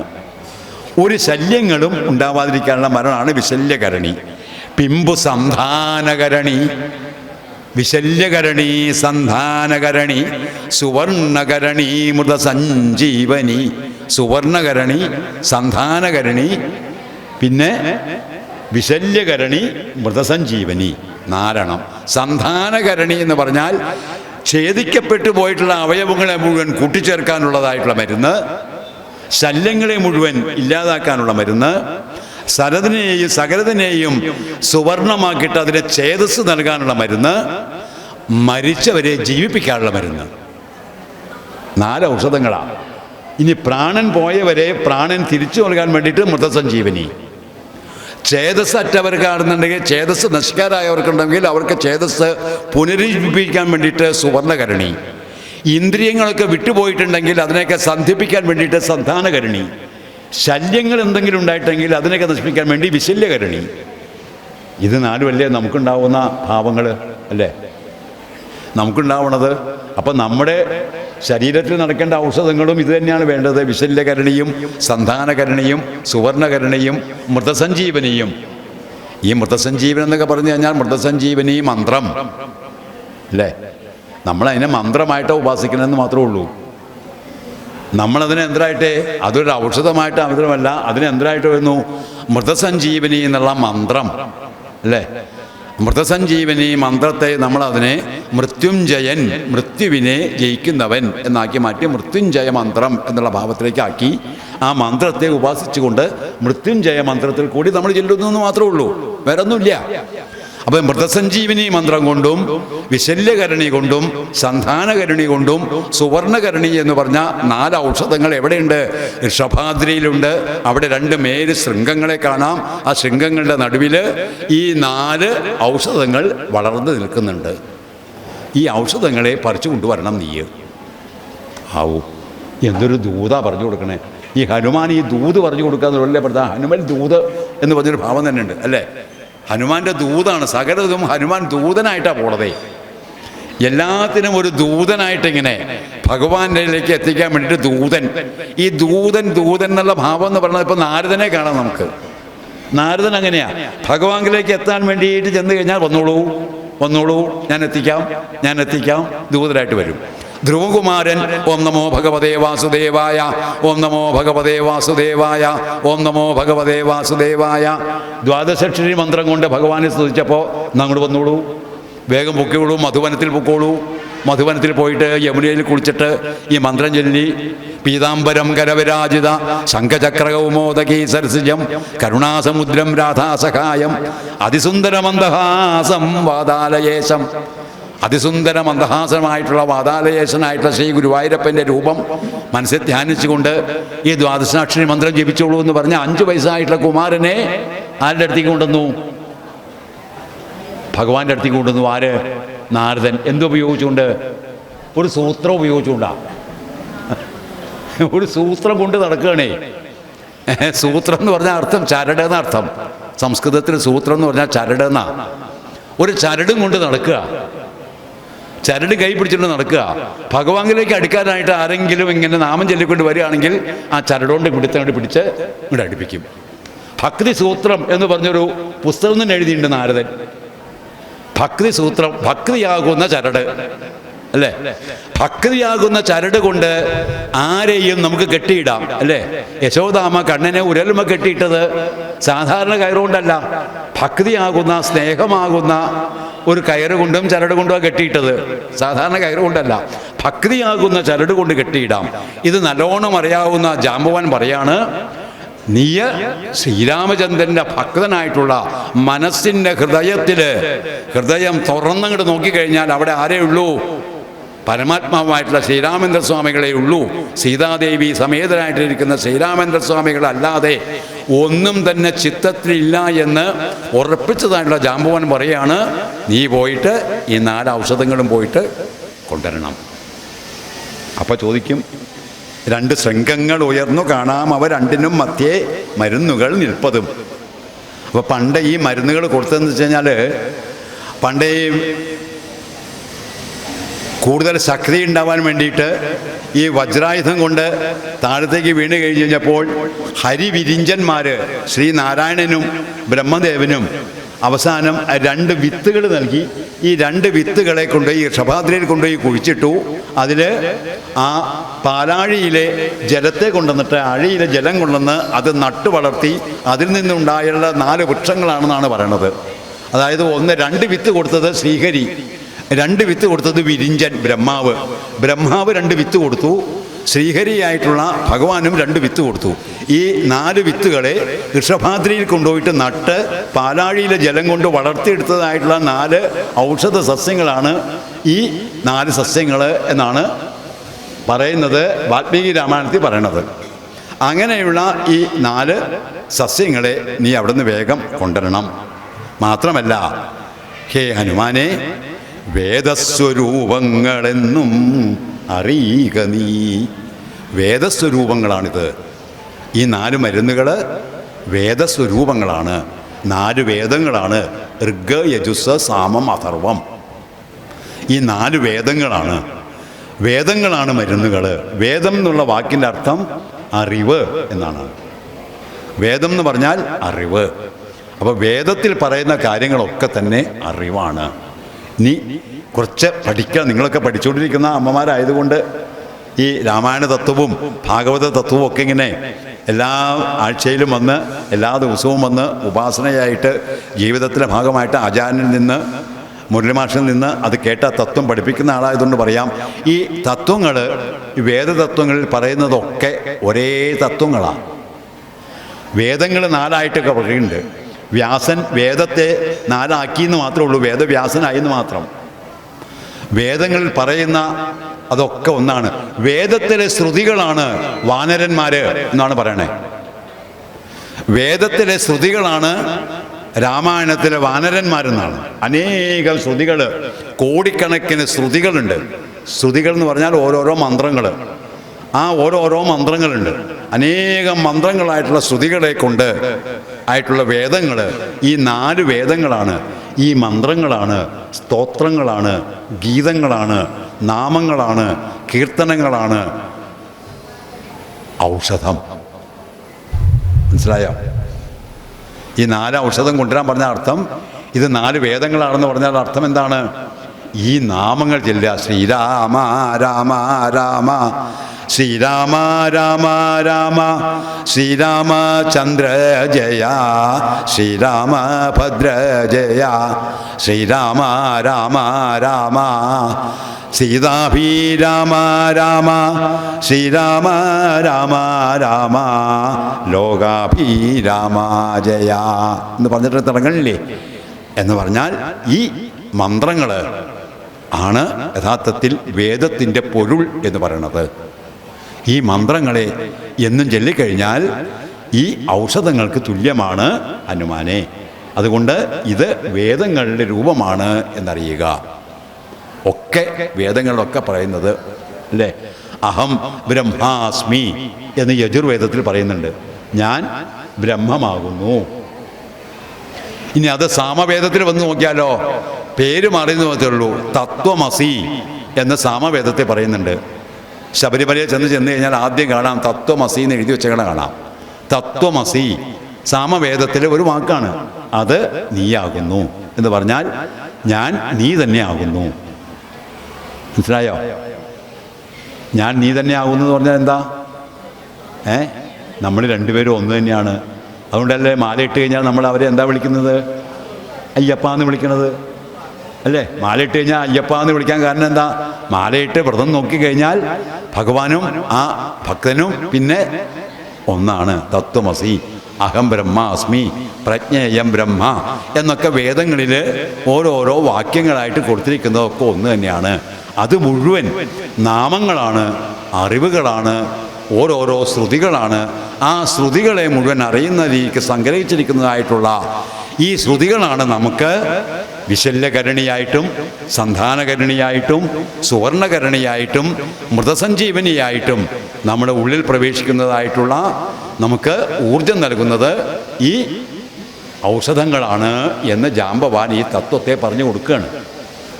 അതുകൊണ്ടാണ് ഇത് കൊണ്ടുവരാൻ വേണ്ടി പറയണത്. എന്ന് പറഞ്ഞാൽ നമ്മളും ജീവിതത്തിൽ ഇത്തരത്തിലുള്ള ചില വൈതരണികൾ വരുമ്പോൾ, ജീവിതത്തിൽ വൈതരണികൾ വരും അല്ലേ, വഴിമുട്ടി നിൽക്കും പലപ്പോഴും ജീവിതത്തിൽ. പല ഘട്ടങ്ങളിൽ നമുക്കൊക്കെ ജീവിതത്തിൽ വഴിമുട്ടിയുള്ള വൈതരണികൾ വരും. ഈ വൈതരണികൾ വരുമ്പോൾ ആ വൈതരണികളെ കടക്കാൻ വേണ്ടിയിട്ട്, അത് ശരീരത്തിനായാലും വേണ്ടില്ല, മനസ്സിനായാലും വേണ്ടില്ല, ഇന്ദ്രിയങ്ങൾക്കായാലും വേണ്ടില്ല, ആത്മാവിനായാലും വേണ്ടില്ല, ചിത്തത്തിനായാലും വേണ്ടില്ല, ഇങ്ങനെയുള്ള വൈതരണികൾ വരുമ്പോൾ അതിനെ മറികടക്കാൻ, ആ സമുദ്രത്തെ മറികടക്കാൻ വേണ്ടിയിട്ട് ഇവിടെ ശ്രീ ഹനുമാൻ കൊണ്ടുവന്ന ഔഷധികൾ പോലെ ശ്രീരാമനാമമാകുന്ന ആ ഔഷധം നമ്മൾ സേവിച്ച് സേവിച്ച് സേവിച്ച് ഈ വൈതരണികളെ കടക്കുകയാണ് വേണ്ടത് ഹനുമാനെ എന്നാണ് ഈ ഔഷധഹരണയാത്രയിലെ ജാമ്പവാൻ സൂക്ഷ്മരൂപത്തിൽ പറയുകയാണെങ്കിൽ ഹനുമാനോട് ഉപദേശിച്ചു കൊടുക്കുന്നത്. അപ്പോൾ ഈ വനങ്ങളൊക്കെ കടന്ന്, ഈ ശൈലങ്ങളും പർവ്വതങ്ങളും കടന്ന്, നദികളും കടന്ന്, രാജ്യങ്ങളും കടന്ന്, ഈ മരുന്നുകളും കൊണ്ട് മാരുതനന്ദന നീ വൈകാതെ പോയിട്ട് 7.5 നാഴിക കൊണ്ട് വരണം. 7.5 നാഴിക കൊണ്ട് വരാമെന്ന് പറഞ്ഞത് നിന്നെക്കൊണ്ട് അസാധ്യമൊന്നുമല്ല എന്ന് പറഞ്ഞ് അവിടുന്ന് വേഗം കുലപർവ്വതങ്ങളും ലങ്കയും രാക്ഷസരും വിറയ്ക്കും വണ്ണം ശങ്കാരഹീതം കരുത്തോട് അലറിനാൻ വായുവേഗേന കുതിച്ചുയർന്നമ്പരേ പോയവൻ നീകാരശൈലവും പിന്നിട്ടു. ഒരലർച്ചങ്ങട് അലറിക്കൊണ്ട് വായുവേഗേന കുതിച്ചുയർന്നു. വായുവിൻ്റെ വേഗത്തിൽ വാദാത്മജനായിട്ടുള്ള, വായുവിൻ്റെ പുത്രനല്ലേ, വായുപുത്രനായിട്ടുള്ള ശ്രീ ഹനുമാൻ വായുവിൻ്റെ വേഗത്തിൽ വേഗം കഴുകൻ്റെ പക്ഷികളെ, കഴുകൻ്റെ ചിറകുകളെ പോലെ ആയിട്ടുള്ള ആ വൈദനേയനായിട്ടുള്ള കഴുകൻ്റെ ചിറകുകളെ പോലുള്ള ചിറകുകളും ഉയർത്തിയിട്ട് വൈദനേയൻ്റെയും വായുവിൻ്റെയും വേഗത്തിൽ അവിടുന്ന് ജാമ്പവാൻ്റെ സാരോപദേശം കേട്ടുകൊണ്ട് വേഗം അവിടുന്ന് അങ്ങോട്ട് പുറപ്പെട്ടു. ജാമ്പവാനെ തൊഴുത് നമസ്കരിച്ച്, ആ കവിപുങ്കവനെ നമസ്കരിച്ച് അവിടുന്ന് പുറപ്പെട്ട് വൈരിഞ്ചമണ്ഡവും ശങ്കരശൈലവും നേരെ ധരാനദിയും അളകാനദിയും കിടന്ന്, ആ അളകാനദിയും കിടന്ന് ഗംഗാനദിയും കിടന്നിട്ട് കാശി വിശ്വനാഥൻ്റെ ഭാഗത്തു കൂടെ പോയി അവിടുന്ന് മേഘ ചെന്ന് ഹിമാലയത്തിൽ ചെന്ന്, ആ ഹിമാലയത്തിൽ ചെന്ന് ഹിമാലയ സാനുക്കളിൽ നിന്ന് അപ്പുറം അവിടെ ആ ഋഷഭാദ്രി എന്നുള്ള വനത്തിൽ ചെന്ന് ഗന്ധമാദന പർവ്വതത്തിൽ ചെന്ന് മരുന്നുകൾ തരാൻ വേണ്ടിയിട്ട് വേഗം ജാമ്പവാൻ്റെ പോയി അല്ലേ. പറയുമ്പോൾ നമുക്ക് വളരെ ഈ രാമായണത്തിൽ പറയുന്ന ഭാഗങ്ങളൊക്കെ എളുപ്പമായിട്ട് തോന്നുന്നു വെച്ച് കഴിഞ്ഞാൽ, ഈ വായുവിൻ്റെ വേഗം എന്നൊക്കെ പറയുമ്പോൾ എന്താ നമ്മൾ വിചാരിക്കേണ്ടത്? വായുവിൻ്റെ വേഗത്തിൽ സഞ്ചരിക്കാൻ പറ്റുമോ? വായുവിനേക്കാൾ വേഗത്തിൽ നമ്മുടെ മനസ്സ് സഞ്ചരിക്കില്ലേ? ഇല്ലേ? അതാണ് പറയണേ, നമ്മുടെ ശരീരത്തിൽ നിന്ന് വായുവിനേക്കാൾ വേഗത്തിൽ മനസ്സ് സഞ്ചരിക്കുന്നില്ലേ? ഒരു നിമിഷം കൊണ്ട് നമുക്ക് വേണമെങ്കിൽ അമേരിക്കയിൽ പോയിട്ട് വരാൻ പറ്റില്ലേ? ഇല്ലേ? അതേ പോയി വന്നു കഴിഞ്ഞു മനസ്സിൻ്റെ അപ്പോൾ വായുവേഗം എന്ന് പറഞ്ഞു കഴിഞ്ഞാൽ, വേഗത എന്ന് പറയുന്നത് നമ്മുടെ യഥാർത്ഥത്തിൽ ഈ വേഗതയെ നമുക്ക് പിടിച്ചു കെട്ടാനൊന്നും പറ്റില്ല. വേഗതയെ പിടിച്ചു കെട്ടാൻ വേണ്ടിയിട്ട് ഇന്ന് പലരും നോക്കണ്ട്, കഴിയണില്ല. വേഗതയെ ഒന്ന് പിടിച്ചു കെട്ടി നോക്കാം, അതിനെ മാത്രമേ ഇനി പിടികിട്ടാനുള്ളൂ. അതിന് വല്ല മാർഗം ഉണ്ടോ എന്നിങ്ങനെ ആലോചിച്ച് നോക്കുന്നുണ്ട്, കിട്ടില്ല. വേഗതയെ അന്വേഷിച്ച് പോകും തോറും കാലത്തെ അന്വേഷിച്ച് പോകും തോറും അകന്ന് നമുക്ക് മനസ്സിലായും അത് പിടികിട്ടില്ല. അതിനാണ് അനന്തത എന്ന് പറയും, ഇൻഫിനിറ്റി എന്ന് പറയും. ഇൻഫിനിറ്റി എന്നതിലേക്ക് നമ്മൾ എത്തിച്ചേരുന്നുള്ളൂ, അനന്തതയിലേക്ക് നമ്മൾ എത്തിച്ചേരുന്നുള്ളൂ. അവിടെ ചെന്ന് എത്തി പരിസമാപ്തിക്കുന്നില്ല. ഇൻഫിനിറ്റിയിലേക്ക് നമ്മൾ എത്തിച്ചേരുള്ളൂ. അത്രയ്ക്ക് നമുക്ക് എത്താൻ പറ്റുള്ളൂ. അതിനപ്പുറത്തേക്ക് നമുക്ക് എത്താൻ പറ്റില്ല. നമുക്ക് വല്ലതും അറിയാമോ? അല്ലേ? എന്തെങ്കിലും നമുക്കറിയാമോ? ഈ ലോകത്ത്, ഈ അണ്ടകടാഹത്തിൽ നടക്കുന്ന കാര്യങ്ങൾ എന്താ നമുക്കറിയാം? ഒന്നും അറിയില്ല. അതിങ്കലെങ്ങണ്ടൊരിടത്തിരുന്നു നോക്കുന്ന മത്യൻ കഥ എന്തറിഞ്ഞു. അല്ലേ? അവിടെയോ ഇങ്ങനെ നടക്കുന്ന രീതിക്കല്ല, ഓരോരോ ഭാവങ്ങളിൽ അതിലെ എവിടെയോ ഇരുന്നിട്ട് എടുക്കുന്ന ഒരു മർത്യൻ കോടിക്കണക്കിന് വർഷങ്ങൾ ആയിട്ട് നടക്കുന്ന ഈ അണ്ടകടാഹത്തിൽ ഒരു ചെറിയ തരി പോലെ 10 100 കൊല്ലം, അല്ലേ, 10 100 10 80 കൊല്ലം ജീവിച്ചിരിക്കുന്ന ഈ മർത്യൻ എന്ത് കഥ അറിയാനാ? കൂടെയല്ല ജനിക്കുന്ന നേരത്തും കൂടെയല്ല മരിക്കുന്ന നേരത്തും മധ്യേ ഇങ്ങനെ കാണുന്ന നേരത്തു മത്സരിക്കുന്നതെന്തിനു നാം വൃഥാ. പൂന്താനം പറഞ്ഞിട്ടില്ലേ? അല്ലേ? കൂടെയല്ല, ജനിക്കണ നേരത്തുമല്ല, കുറച്ചു കാലം ഇവിടെ ഇങ്ങനെ വന്ന് കൂടുന്നു, അല്ലേ, സൗഹാർദ്ദമായിട്ട് സ്നേഹത്തോടു കൂടിയിട്ട് സകലവരെയും വന്ന് ദേവിയെയും ദേവനെയും ആശ്രയിച്ചുകൊണ്ട് മനസ്സിനെ ശുദ്ധമാക്കി ഔഷധ സേവ ചെയ്ത് അധ്യാത്മരാമായണത്തെയും ഭാഗവതത്തെയും ഒക്കെ ആശ്രയിച്ചുകൊണ്ട് ഭഗവാനെ ഇരുന്നുകൊണ്ടിരിക്കുമ്പോൾ മനസ്സിന് നമുക്ക് നല്ല ബലം കിട്ടും, ആശ്വാസം കിട്ടും. ഈ ആശ്വാസത്തോട് കൂടിയിട്ട് നമുക്ക് ഈ സകല തരത്തിലുള്ള സുഖങ്ങളെയും അനുഭവിച്ച് തീർക്കാൻ വേണ്ടിയിട്ടുള്ള ഒരു ഭാഗ്യം തന്ന് ദേവിയും ദേവനും അനുഗ്രഹിക്കണമേ. അതുകൊണ്ടാണ് ഞാൻ പറഞ്ഞത് പറയാൻ വളരെ എളുപ്പമാണ് എന്ന് ഇവിടെ അമ്മ പറഞ്ഞത് വളരെ ശ്രേഷ്ഠമായ കാര്യമാണ്.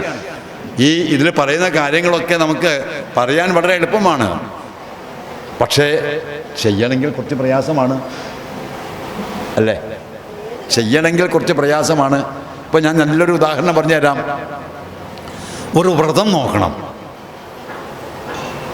പറയാൻ വളരെ എളുപ്പമാണ്. ഏകാദശി വ്രതം നോക്കുക, ഗുരുവായൂർ ഏകാദശി നോക്കുക, സ്വർഗവാതിര ഏകാദശി നോക്കുക, വെളുത്ത പക്ഷത്തിലെ ഏകാദശി നോക്കുക, ഏകാദശി വ്രതം നോക്കുക, തിങ്കളാഴ്ച വ്രതം നോക്കുക. വ്രതം നോക്കുക എളുപ്പമാണ്, പറയാൻ വളരെ എളുപ്പമാണ്. വ്രതം നോക്കാനോ എളുപ്പമാണോ? എളുപ്പമാണെന്ന് പറയും ചിലർ. കാരണം നമുക്ക് വ്രതം എന്ന് പറഞ്ഞാൽ നമ്മൾ ആദ്യം ഭക്ഷണം നമുക്ക് ആലോചന വരിക. നമുക്ക് വ്രതം എന്ന് പറഞ്ഞാൽ ആദ്യം നമ്മുടെ മനസ്സിലെന്ത് വരും? ഗോതമ്പുണ്ടോ എന്ന് ആലോചന വരിക. അരി കഴിക്കാൻ പാടില്ല വ്രതത്തിന്. ഏകാദശിയുടെ അന്നേ അരി കഴിക്കാൻ പാടില്ല. ഗോതമ്പുണ്ട് ചപ്പാത്തിയോ അതുകൊണ്ട് കഴിക്കാൻ പറ്റുമെന്ന് ആലോചന വരിക, അല്ലേ? എന്തിനാ ഈ ഏകാദശി വ്രതം നോക്കണത്? എന്തിനാ ഏകാദശി വ്രതം നോക്കണേ? എന്താ പിന്നെ ഏകാദശി എന്തിനാന്ന്? ദശമി നോറ്റുകൂടെ? അല്ലെങ്കിൽ നവമി നോറ്റുകൂടെ? എന്തിനാ ഈ ഏകാദശിക്ക് ഒരു വ്രതത്ര പ്രധാനം? എന്താ ദശമി നോക്കാം, അങ്ങനെ ആവാം. പതികളുടെ പ്രഥമ ദ്വിതീയ തൃതീയ ചതുർത്ഥി ഇങ്ങനെ 14 ആയിട്ടുള്ള പക്കങ്ങളുണ്ട്. അതിൽ നമ്മൾ ഏകാദശിയാണ് നോക്കുന്നത്. ഏകാദശി വ്രതങ്ങളിൽ കേൾക്കുന്നത്, രാമായണം വായിക്കുന്നത്, ഭാഗവതം വായിക്കുന്നത്, കേൾക്കുന്നത്, ഇതൊക്കെ തന്നെ വളരെ നല്ലതാണ് എന്ന് നമ്മൾ പറയുന്നുണ്ട്. അതെന്താ ഏകാദശിക്കത്തുള്ള പ്രാധാന്യം കൊടുക്കാനുള്ള കാരണം? അതിന് പ്രാധാന്യമുണ്ട്. അതുകൊണ്ട് തന്നെയാണ്. എന്താണ് ഏകാദശി എന്ന് പറഞ്ഞാൽ 11 എന്ന് പറഞ്ഞാൽ എന്താ? നമ്മുടെ മനസ്സും 10 ഇന്ദ്രിയങ്ങളും. 10 ഇന്ദ്രിയങ്ങൾ, 5 കർമ്മേന്ദ്രിയങ്ങളുണ്ട് നമുക്ക്, 5 ജ്ഞാനേന്ദ്രിയങ്ങളുണ്ട്. അറിയാനുള്ള ഇന്ദ്രിയങ്ങളുണ്ട്. കണ്ണുണ്ട്, കാതുണ്ട്, നാക്കുണ്ട്, ത്വക്കുണ്ട്, ചെവിയുണ്ട്. പിന്നെ കർമ്മേന്ദ്രിയങ്ങളുണ്ട്. കാലുണ്ട്, കൈയുണ്ട്, മുഖമുണ്ട്, വിസർജനേന്ദ്രിയങ്ങളുണ്ട് 2 5 അതുമുണ്ട്. അങ്ങനെ 10 ഇന്ദ്രിയങ്ങളാകുന്ന ഈ ഇന്ദ്രിയങ്ങൾക്ക് ഓരോ അധിഷ്ഠാന ദേവതകളെയും തന്നിട്ടുണ്ട്. ഈ ഇന്ദ്രിയങ്ങളാകുന്ന പഞ്ചഭൂതങ്ങളാൽ വിഭജിതമായിട്ടുള്ള ഒരു ക്ഷേത്രമാണ് ഈ ശരീരം. മനസ്സിലായില്ലേ? അപ്പൊ ശരീരത്തെ പറ്റിയിട്ട് നമ്മൾ അത്ര വലിയ വ്യാകുലപ്പെടുകയൊന്നും വേണ്ട. മനസ്സിലായോ? അധ്യാത്മരാമായണം കഴിഞ്ഞ് വരുമ്പോഴേ ശരീരത്തെ പറ്റിയിട്ട് അത്ര വലിയ വ്യാകുലപ്പെടുകയൊന്നും വേണ്ട. ശരീരത്തെ പറ്റി ആലോചിച്ചോളൂ, നന്നായിക്കോളൂ. കാരണം ശരീരം എന്നുള്ളത് പോകണമെങ്കിൽ അത്ര വലിയ ശ്രേഷ്ഠന്മാർക്കൊക്കെ തന്നെ ശരീരത്തെ പറ്റിയുള്ള ബോധമൊക്കെ ഇല്ലാണ്ട് വരുള്ളൂ, അല്ലേ? ശരീരാഭിമാനമൊക്കെ ഇല്ലാണ്ടായി എന്ന് പറഞ്ഞാൽ അത്ര വലിയ ഉന്നതന്മാർക്കേ പറ്റുള്ളൂ. നമുക്ക് ശരീരത്തെ പറ്റി വലിയ അഭിമാനമാണ് നമുക്ക്, അല്ലേ? അപ്പം ഈ ശരീരം എന്ന് പറഞ്ഞാൽ പഞ്ചഭൂതങ്ങൾ എന്തൊക്കെയാണ് നമ്മുടെ ശരീരത്തിലുള്ളത്? ഭൂമി, അഗ്നി, വായു, ജലം, ആകാശം. ഈ പഞ്ചഭൂതങ്ങളാണ് ഈ ശരീരത്തിലുള്ളത്. അത് മുഴുവൻ ചേർന്ന് ശരീരമായി. കുറേ കഴിയുമ്പോൾ അത് മുഴുവൻ ഭൂമിയായിട്ട് പോവും, വായുവായിട്ട് പോവും, ജലമായിട്ട് പോവും, അഗ്നിയായിട്ട് പോവും, ആകാശമായിട്ട് പോവും. വിഘടിച്ച് പോവും. കഴിഞ്ഞു. അത് നമ്മൾ മാത്രമല്ല, ഈ പ്രപഞ്ചം മുഴുവൻ. ഇനി ഒരാളാണെങ്കിലുണ്ടെങ്കിൽ നമുക്ക് വിചാരിക്കാം, അയ്യോ ഞാൻ മാത്രമല്ലുള്ളൂ ഇങ്ങനെയുള്ളൂ, അയ്യോ ഞാൻ മാത്രം ഇങ്ങനെ. അങ്ങനെ വിചാരിക്കണ്ട. ഈ പ്രപഞ്ചം മുഴുവൻ പഞ്ചഭൂതങ്ങളാലാണ്. സകലതും അതെ. ഈ പ്രപഞ്ചത്തിലുള്ള എല്ലാം പഞ്ചഭൂതങ്ങളാണ്. അപ്പോൾ ഈ പഞ്ചഭൂതങ്ങൾ രചിതമായിട്ടുള്ള ശരീരത്തിൽ നമ്മൾ അതിനൊന്ന് ശക്തി നൽകാൻ വേണ്ടിയിട്ട് നമ്മൾ എന്ത് ചെയ്യണു? നമ്മൾ ഏകാദശി നോക്കണു. കാണുന്നതൊക്കെ തവരൂപങ്ങൾ, മനോഹരമായ രൂപങ്ങൾ. കണ്ണ്, ഏകാദശിയുടെ അന്ന് കണ്ണ് എങ്ങോട്ട് പോകണം? ഭഗവാനിലേക്ക് പോകണം. കേൾക്കുന്നതോ തവ കീർത്തനങ്ങൾ. കാതുകളൊക്കെ എന്ത് വേണം? ഭഗവാന്റെ കീർത്തനങ്ങൾ കേൾക്കണം. ചൊല്ലുന്നതോ തവ നാമങ്ങളും. ചൊല്ലുന്നതൊക്കെ എന്ത് വേണം? അങ്ങയുടെ നാമങ്ങൾ വേണം, അല്ലേ? ചൊല്ലുന്നതൊക്കെ അങ്ങയുടെ നാമങ്ങൾ, കേൾക്കുന്നതൊക്കെ അങ്ങയുടെ കീർത്തനങ്ങൾ, കാണുന്നതൊക്കെ അങ്ങയുടെ രൂപങ്ങൾ, കാലുകളൊക്കെ അങ്ങയുടെ സവിധത്തിലേക്ക്, കൈകളൊക്കെ അങ്ങയെ കൂപ്പിക്കൊണ്ട്. മനസ്സിലായില്ലേ? വീട്ടിലിരുന്ന് ഗോതമ്പ് മാത്രം കഴിച്ചുകൊണ്ട് ഏകാദശി നോക്കലാവുമോ? ആവില്ല കേട്ടോ. ഏകാദശി ഭക്ഷണം മാത്രം കഴിച്ചുകൊണ്ട് ഏകാദശി നോക്കാനാവില്ല. എന്ത് ചെയ്യണം? മനസ്സാണ് ഇതിനൊക്കെ നിയന്ത്രിക്കുന്നത്, അല്ലേ? എന്ത് കാണണമെന്ന് തീരുമാനിക്കുന്നത് ആരാ? മനസ്സ്. എന്ത് കേൾക്കണമെന്ന് തീരുമാനിക്കുന്നത് ആരാ? മനസ്സാണ്. എന്ത് പറയണമെന്ന് തീരുമാനിക്കുന്നത് ആരാ? മനസ്സാണ്. എങ്ങോട്ട് പോകണമെന്ന് തീരുമാനിക്കുന്നത് ആരാ? മനസ്സാണ്, അല്ലേ? കാടാമ്പുഴയ്ക്ക് വരണോ രാവിലെ, അതോ വേറെ എങ്ങോട്ടെങ്കിലും പോകണോ എന്ന് തീരുമാനിച്ചു കഴിഞ്ഞിട്ടും പിറ്റേ ദിവസം രാവിലെ മാറ്റിവെക്കുന്ന ആൾക്കാരെ നമുക്ക് കാണാൻ പറ്റണില്ലേ? ഇല്ലേ? ഞാൻ യാഥാർത്ഥ്യമായിട്ട് തന്നെ പറയണേ. നമ്മൾ തത്വങ്ങൾ ഈ രാമായണത്തിനൊക്കെ ചെയ്യുമ്പോൾ നമ്മൾ ചെയ്യണം, നമ്മൾ മാറ്റിവെക്കുന്നുണ്ട്. എന്താണ്? മനസ്സ് പറയാണ് ഇന്ന് വേണ്ട നാളെ മതി. മനസ്സ് പറയാണ് ഇന്ന് വേണ്ട നാളെ ആവാം. കഴിഞ്ഞില്ലേ? അപ്പം എല്ലാത്തിനെയും നിയന്ത്രിക്കുന്ന ആരാണ്? അപ്പം മനസ്സും 10 ഇന്ദ്രിയങ്ങളും 10, 1, 11. ഒരു ഉദാഹരണം പറഞ്ഞതാ, അമ്മ പറഞ്ഞതിൻ്റെ ഒരു ഉത്തരമായിട്ട് പറഞ്ഞതാ. പറയാൻ വളരെ എളുപ്പമാണ്, പക്ഷെ ചെയ്യണമെങ്കിൽ എളുപ്പമല്ല. ഇപ്പം ഇവിടെ നിന്ന് നോക്കൂ. അധ്യാത്മരാമായണത്തിൽ ഇന്ദ്രജിത്ത് ഒരു വരം വാങ്ങിയിട്ടുണ്ട്. എന്താ വരം വാങ്ങിയത്? 12 സംവത്സരക്കാലം ഉറങ്ങാതെ ഭക്ഷണം കഴിക്കാതെ തപസ്വിയായിട്ടുള്ള ഒരാൾക്ക് മാത്രമേ എന്നെ വധിക്കാൻ കഴിയുള്ളൂ എന്ന് പറഞ്ഞ ബ്രഹ്മാവിൽ നിന്ന് ഒരു വരം വാങ്ങിയിട്ടുണ്ട്. 12 സംവത്സരക്കാലം ഭക്ഷണം കഴിക്കാതെ ഉറങ്ങാതെ തപസ്വിയായിട്ടുള്ള ഒരു താപസിക്ക് മാത്രമേ എന്നെ വധിക്കാൻ പറ്റുള്ളൂ എന്ന് പറഞ്ഞൊരു വരം ബ്രഹ്മാവ് ഇന്ദ്രജിത്തിന് കൊടുത്തിട്ടുണ്ട്. ആരാ ഇന്ദ്രജിത്തിനെ വധിക്കണത്? ലക്ഷ്മണൻ. എന്താ? കാട്ടിലേക്ക് അങ്ങോട്ട് പുറപ്പെട്ടപ്പോൾ ഇത് മുഴുവൻ ഉപേക്ഷിച്ചതാ. പിന്നെ ശ്രീരാമചന്ദ്രങ്ങളുടെ ചരണസേവനമല്ലാതെ ലക്ഷ്മണന് വേറെന്തെങ്കിലും ഉണ്ടായിട്ടുണ്ടോ? ഇല്ല. ഉറക്കവുമില്ല, ഊടുമില്ല. തപസ്വിയായിട്ട് മാറി. ഒരു താപസന് എങ്ങനെയാ? ഒരു താപസന് പിന്നെ എന്താ ഉള്ളത്? തപസ്സിൻ്റെ ഉന്നതമായ സ്ഥലത്തിലേക്ക് എത്തുമ്പോൾ ഈ ഭക്ഷണം എന്ന് പറയുന്നതും വിശപ്പ് എന്ന് പറയുന്നതും ദാഹം എന്ന് പറയുന്നതും ഒക്കെ ശരീരത്തിനുള്ളതാണ്. അതൊക്കെ ശരീരത്തിനേ ഉള്ളൂ. ഉള്ളിലുള്ള ആത്മാവിന് വിശപ്പില്ല, ദാഹമില്ല. അതിന് ദാഹമൊന്നുമില്ല. ഈ പറയുന്ന സുഖങ്ങളും എല്ലാം ചെയ്തിരിക്കുന്നത് ആരാണ്? അതൊക്കെ നമ്മുടെ ശരീരം അന്വേഷിച്ച് നടക്കുന്നതാണ്. ഉള്ളിൽ തിളങ്ങിക്കൊണ്ടിരിക്കുന്ന ഒരു ആത്മാവിന് അത് എത്ര ചുരുങ്ങിയതാണെന്നറിയോ? കുറച്ചൊന്നുമല്ല. അതിൻ്റെ സൂക്ഷ്മത. ഈ സൂക്ഷ്മത എന്ന് പറഞ്ഞു കഴിഞ്ഞാൽ മൈക്രോ എന്ന് പറയും ഇംഗ്ലീഷിൽ. കുറച്ചുകൂടി ഒന്ന് മനസ്സിലാക്കാൻ വേണ്ടി പറയാ. സൂക്ഷ്മതയിലേക്ക് എത്തും തോറും ശക്തി കൂടും. മനസ്സിലായോ? ഏതൊരു വസ്തുവും സൂക്ഷ്മതയിലേക്ക് എത്തുന്തോറും അതിൻ്റെ ശക്തി കൂടും. വലുതാവും തോറും ശക്തി കുറയും, സൂക്ഷ്മതയിലേക്ക് എത്തുന്തോറും ശക്തി കൂടും. അല്ലേ? ഒരു വസ്തുവിനേക്കാൾ, ഒരു ദ്രവ്യത്തിനേക്കാൾ ശക്തി കൂടുതലാണ് തന്മാത്രയ്ക്ക്, തന്മാത്രയേക്കാൾ ശക്തി കൂടുതലാണ് ആറ്റത്തിന്, ആറ്റത്തിനേക്കാൾ ശക്തി കൂടുതലാണ് ഇലക്ട്രോണിന്. ഇനി ഇലക്ട്രോണിനും അപ്പുറം വല്ലതും ഉണ്ടോ എന്ന് അന്വേഷിച്ചുകൊണ്ട് നടക്കുക.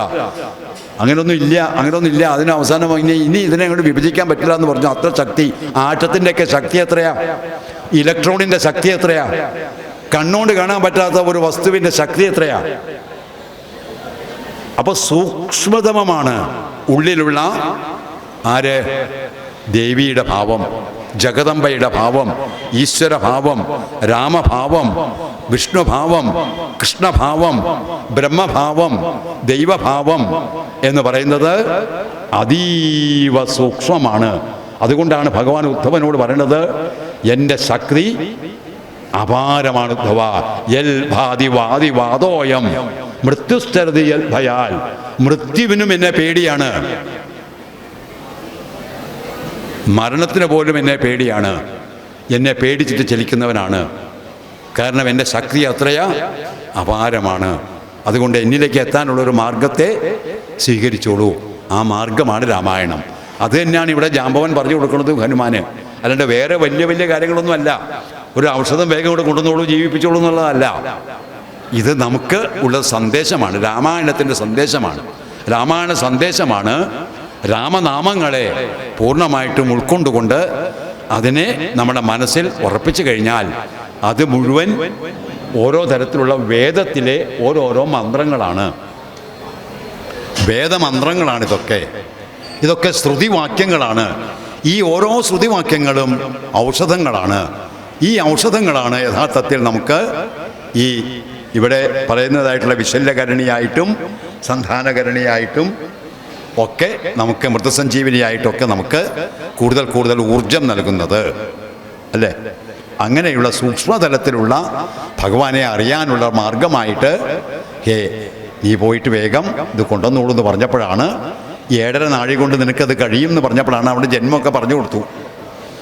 നിനക്കതിന് കഴിയും, നീ സാധാരണ ജന്മമല്ല എന്ന് പറഞ്ഞ് ആ ഹനുമാന്റെ ജന്മമൊക്കെ അവിടെ ജാമ്പവാൻ പറഞ്ഞു കൊടുത്തു.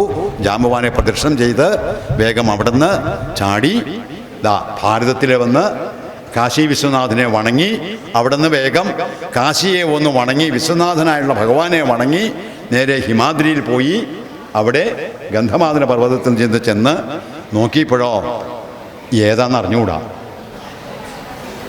ഇങ്ങനെയൊക്കെ കാര്യങ്ങൾ മുഴുവൻ വിശദീകരിച്ച് കേട്ടു. പക്ഷേ അതിൻ്റെ ഒരു ലക്ഷണം, ആ ഔഷധം എവിടെ നിൽക്കണത് കണ്ടു കഴിഞ്ഞാൽ അനേക സസ്യങ്ങൾ നിൽക്കുന്ന ഇതിലെ ഏതാ ഈ 4 ഔഷധ സസ്യം എന്നുള്ളത് കണ്ടാൽ മനസ്സിലാവണ്ടേ?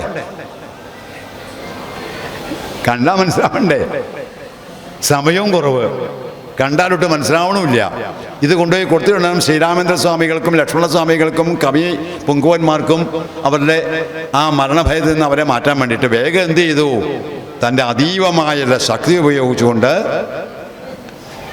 ആ പർവ്വതത്തോടു കൂടി അവിടെ നിന്ന് കൊണ്ടുവന്ന് ശ്രീരാമേന്ദ്ര സ്വാമികളുടെ സന്നിധിയിൽ കൊണ്ടുവന്ന് അങ്ങോട്ട് വച്ചു. അവിടെ വച്ചു കഴിഞ്ഞപ്പോൾ ഈ വിത്ത് കൊടുത്തതായിട്ടുള്ള ഹരിഹര ആയിട്ടുള്ള ശിവദൂതന്മാര്, ശിവഭക്തന്മാര്, ഈ ശിവഭക്തന്മാര് ചോദിച്ചു, എന്താണ് നീ ഇവിടെ എത്തിയിട്ട് വരാനുള്ള കാരണം എന്ന് പറഞ്ഞപ്പോൾ പറഞ്ഞു, ഞാൻ ആഞ്ജനേയനാണ്, ആഞ്ജനേയയുടെ പുത്രനാണ്. എൻ്റെ ആ വിധാതാവായിട്ടുള്ള ശ്രീരാമേന്ദ്ര സ്വാമികളും ലക്ഷ്മണ പെരുമാളും എൻ്റെ സഹോദര തുല്യന്മാരായിട്ടുള്ള കവിപുങ്കവന്മാരും മുഴുവൻ അവിടെ യുദ്ധക്കളത്തിൽ മോഹാലസ്യപ്പെട്ട് കിടക്കുകയാണ്. അവരെ സംരക്ഷിക്കുന്നതിനായിട്ട് വേണ്ടിയിട്ട് ഈ 4 ഔഷധങ്ങളെ കൊണ്ടുപോകാൻ വേണ്ടിയിട്ടാണ് ഞാൻ വന്നത്. എന്നാൽ കൊണ്ടുപോയിക്കോളൂ, ഏതാന്നുള്ളത് അറിഞ്ഞുകൂടാ. എന്നാൽ പർവ്വതം കൊണ്ടുപോയിക്കോളൂ. കൊണ്ടുപോയി കഴിഞ്ഞാൽ തിരിച്ച് ഇവിടെ തന്നെ കൊണ്ടുവന്ന് വയ്ക്കണം. പർവ്വതങ്ങൾ കൊണ്ടുപോയി കഴിഞ്ഞാൽ തിരിച്ച് ഇവിടെ തന്നെ കൊണ്ടുവന്ന് വയ്ക്കണം. ഇരട്ടിയായി പണി ഇല്ലേ? 7.5 നാഴിയേ ഉള്ളൂ ആകെ. അങ്ങോട്ട് കൊണ്ടുപോകാൻ വേണം, ഔഷധം അവിടെ കൊടുത്തിട്ട് തിരിച്ച് ഇവിടെ കൊണ്ടുവന്ന് വയ്ക്കുകയും വേണം. കാരണം യുദ്ധത്തിൽ കവിപുങ്കവന്മാരുടെ നേരെ നിന്ന് ചെയ്യേണ്ട ആളാണ്. അവിടെ നിന്ന് മാറി നിൽക്കാൻ പറ്റില്ല യുദ്ധക്കളത്തിൽ നിന്ന്. അപ്പോൾ അവിടെ നിന്ന് മാറി നിൽക്കാൻ പറ്റില്ല. അപ്പോൾ മാറി നിൽക്കാണ്ടിരിക്കാൻ വേണ്ടിയിട്ട് വരുന്നതായിട്ടുള്ള ഹനുമാൻ വേഗം ആ ശ്രീപരമേശ്വര ദൂതന്മാരുടെ വാക്കുകളെ ശിരസാവഹിച്ചുകൊണ്ട് അവിടുന്ന് ആ കൈകളിൽ ഇതാ ആ പർവ്വതത്തെയും എടുത്തുകൊണ്ട് നമ്മുടെ മനസ്സിൽ ഒരു ഇമേജായിട്ട് ഇങ്ങനെ നിൽക്കുന്നില്ലേ അല്ലേ? രാമായണം എന്ന് പറഞ്ഞാൽ നമ്മുടെ മനസ്സിൽ പല ബിംബങ്ങൾ ഇങ്ങനെ ഉണ്ടാവും അല്ലേ? എത്രയോ ബിംബങ്ങൾ രാമായണ ശ്രീരാമേന്ദ്ര സ്വാമികളുടെ വില്ലും ധരിച്ചു കൊണ്ടുള്ളതും അതേപോലെ തന്നെ സീതാദേവിയുടെയും അവരുടെ വിവാഹത്തിൻ്റെയും പരശുരാമനെയും അവിടെ ഇങ്ങനെ പറഞ്ഞു കൊടുക്കണ്ട. നീ എങ്ങനെയായിട്ടുള്ള സകലവരുമായിട്ട് ജനിച്ചതായിട്ടുള്ള ശ്രീ പരശുരാമനെ ബാല്യകാലത്തിൽ തന്നെ തോൽപ്പിച്ചതായിട്ടുള്ള ശക്തിമാനായിട്ടുള്ള ആളാണ് ശ്രീരാമേന്ദ്ര സ്വാമികൾ. സാധാരണ ആളൊന്നുമല്ല. ഇത് ജാമ്പവൻ പറഞ്ഞു കൊടുക്കുക, ഇതെനിക്ക് പണ്ട് പോലെ അറിയാം. സാധാരണ ആൾക്കാരൊന്നുമല്ല. അവിടെ എല്ലാവരെയുമായിട്ട് ബന്ധപ്പെടുത്തിക്കൊണ്ടുവന്ന് സീതാവിവാഹ സമയത്ത് അവിടെ വന്നിട്ട് തന്നോട് യുദ്ധത്തിൽ വന്നതായിട്ടുള്ള തൻ്റെ തന്നെ വിഷ്ണുവിൻ്റെ അവതാര രൂപമായിട്ടുള്ള ആ യോഗിയായിട്ടുള്ള ഭഗവാന്റെ അവതാരത്തെ അവിടെ വച്ചിട്ട് മറ്റൊരവതാരം അവിടെ വച്ചിട്ട് നിഷ്പ്രഭമാക്കിയായിട്ടുള്ളതാണ്. പരശുരാമനെ നിഷ്പ്രഭമാക്കിയ ആളാണ് ശ്രീരാമേന്ദ്ര സ്വാമികൾ. അവിടെ വച്ചിട്ട് തുടങ്ങിയതാണ് ഈ ഭഗവാന്റെ ഓരോരോ ലീലകളെന്ന് പറഞ്ഞ് വേഗം അവിടെ നിന്ന് പോയി വേഗം അത് കൊണ്ടുവന്ന് തിരിച്ച് ഇവിടെ കൊണ്ടുവന്ന് വയ്ക്കാൻ വേണ്ടി തീരുമാനിച്ച് അവിടെ നിന്ന് ലങ്കയിലേക്ക് പുറപ്പെട്ടു. മേരുഗിരിശിയും ഇഷഭാദ്രിയും കണ്ട് മാരുതി വിസ്മയപ്പെട്ടു നോക്കിയിടിനാൻ എന്ന് പറഞ്ഞാണ് ആ ഔഷധഹരണ യാത്ര അവിടെ അവസാനിക്കുന്നത്. വിസ്മയപ്പെട്ടിങ്ങനെ നോക്കുകയാണ്, കൈലാസം അങ്ങനെ നോക്കി കാണുക. ഇത്ര വിസ്മയമോ അല്ലേ? കൈലാസം എന്ന് പറഞ്ഞാൽ അതിവിസ്മയല്ലേ? പോയിട്ടുണ്ടോ? കാശിയിലൊന്നും പോരാ, കൈലാസത്തിലേക്കൊന്നും പൊക്കോളൂ. ആരാ? അതെയോ? അതെ, 60 കഴിഞ്ഞവർക്ക് അങ്ങനെ ഒരു ചെറിയ പ്രശ്നമുണ്ട്.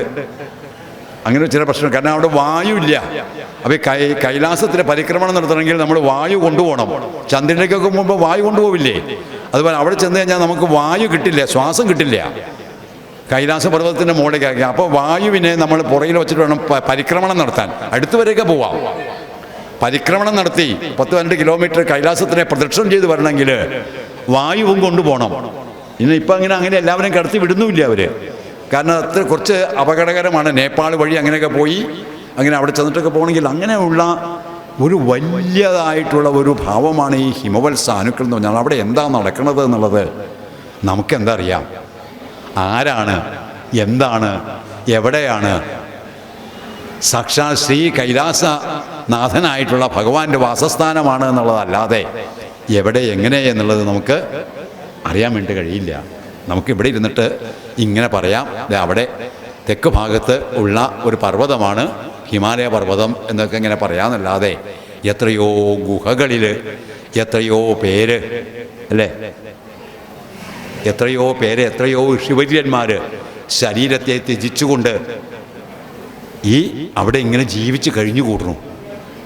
നമ്മൾ ഈ സുഖങ്ങളുടെ നടുക്ക് കിടന്ന് സുഖങ്ങളുടെ പുറകെ നടന്ന് ശാസ്ത്രത്തിൻ്റെ സുഖങ്ങൾ, ശാസ്ത്രം തന്ന സുഖങ്ങളുടെ പുറകേക്ക് തന്നെ പോയി ഈ മായാലോകത്ത് കിടന്ന് ഭ്രമിച്ച് അതാണ് നല്ലത്, ഇതാണ് നല്ലത്, ഇതാണ് നല്ലത്, ഇതാണ് നല്ലത്, നല്ലത് നല്ലത് നല്ലതെന്ന് വിചാരിച്ചുകൊണ്ട് വരുമ്പോൾ ഇതൊന്നുമല്ല.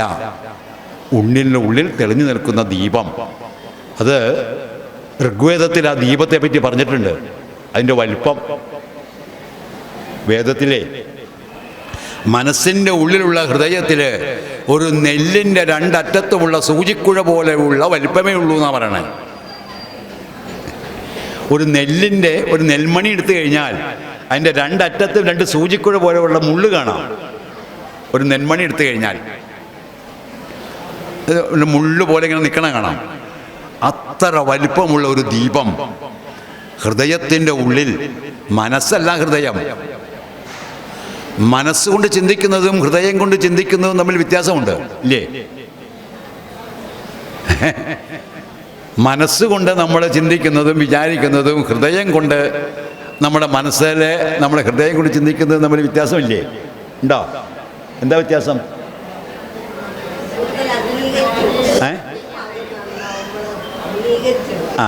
ഈ മനസ്സെന്ന് പറഞ്ഞു കഴിഞ്ഞാൽ അത് ഞാൻ അവസാനിപ്പിക്കുന്ന സമയത്ത് ഈ തത്വം പറഞ്ഞ് അവസാനിപ്പിക്കാമെന്ന് വിചാരിച്ചിട്ടാണ്. ആദ്യം പറഞ്ഞ് വേണ്ട ആക്കണ്ട, അവസാനിപ്പിക്കുന്ന സമയത്ത് തത്വം പറയാമെന്ന് വിചാരിച്ചിട്ടാണ്. ഈ മനസ്സ് ത്രിഗുണങ്ങൾ കൊണ്ട് ഉണ്ടാക്കിയതാണ്. സാത്വിക, രാജസ, താമസ ഗുണങ്ങൾ കൊണ്ടുണ്ടാക്കിയതാണ്. അപ്പോൾ ഈ ത്രിഗുണങ്ങൾ കൊണ്ടുണ്ടാക്കിയിട്ടുള്ള മനസ്സിൻ്റെ വിചാരങ്ങൾ മുഴുവൻ ചിത്തവൃത്തി ആയിട്ടുള്ളതും വികാരങ്ങൾക്കും സകലതരത്തിലുള്ള വൃത്തികൾക്കും അധീനമാണ് ഈ മനസ്സ്. സകല വികാരങ്ങളുടെയും അധിപനാണ് ഇവിടെ മനസ്സ്. അപ്പം മനസ്സിൻ്റെ വികാരങ്ങൾ എങ്ങനെയാണ് പോകാമെന്ന് പറയാൻ പറ്റില്ല. എന്നാൽ ഹൃദയം ശുദ്ധിയാണ്, ഹൃദയം ശുദ്ധമാണ്. അത് എവിടെയെന്ന് പറയാൻ പറ്റില്ല. ഹൃദയം എന്നുള്ള അവയവത്തെ നമുക്ക് കാണാൻ പറ്റും. ഈ അവയവമല്ല ഞാൻ പറയണ ഹൃദയം. മനസ്സിപ്പോൾ എവിടെയാണെന്ന് വെച്ച് കഴിഞ്ഞാൽ നമുക്ക് ഇപ്പോൾ എവിടെയാണെന്ന് പറയാൻ പറ്റുമോ? ഒന്ന് എക്സ്റേ എടുത്ത് നോക്കിക്കാം, മനസ്സൊന്ന് കണ്ടെത്താൻ വേണ്ടിയിട്ട് പറ്റുമോ? കാണാൻ പറ്റില്ല. എവിടെ എടുത്ത് നോക്കാൻ പറ്റില്ല. ഞാനും എൻ്റെ വൈഫും കൂടി കൂടിയിട്ട് ഒരു അമ്പലത്തിൽ പോയപ്പോൾ ഉണ്ടായി. ഞാനതിങ്ങനെ സപ്താഹത്തിന് പോയതാ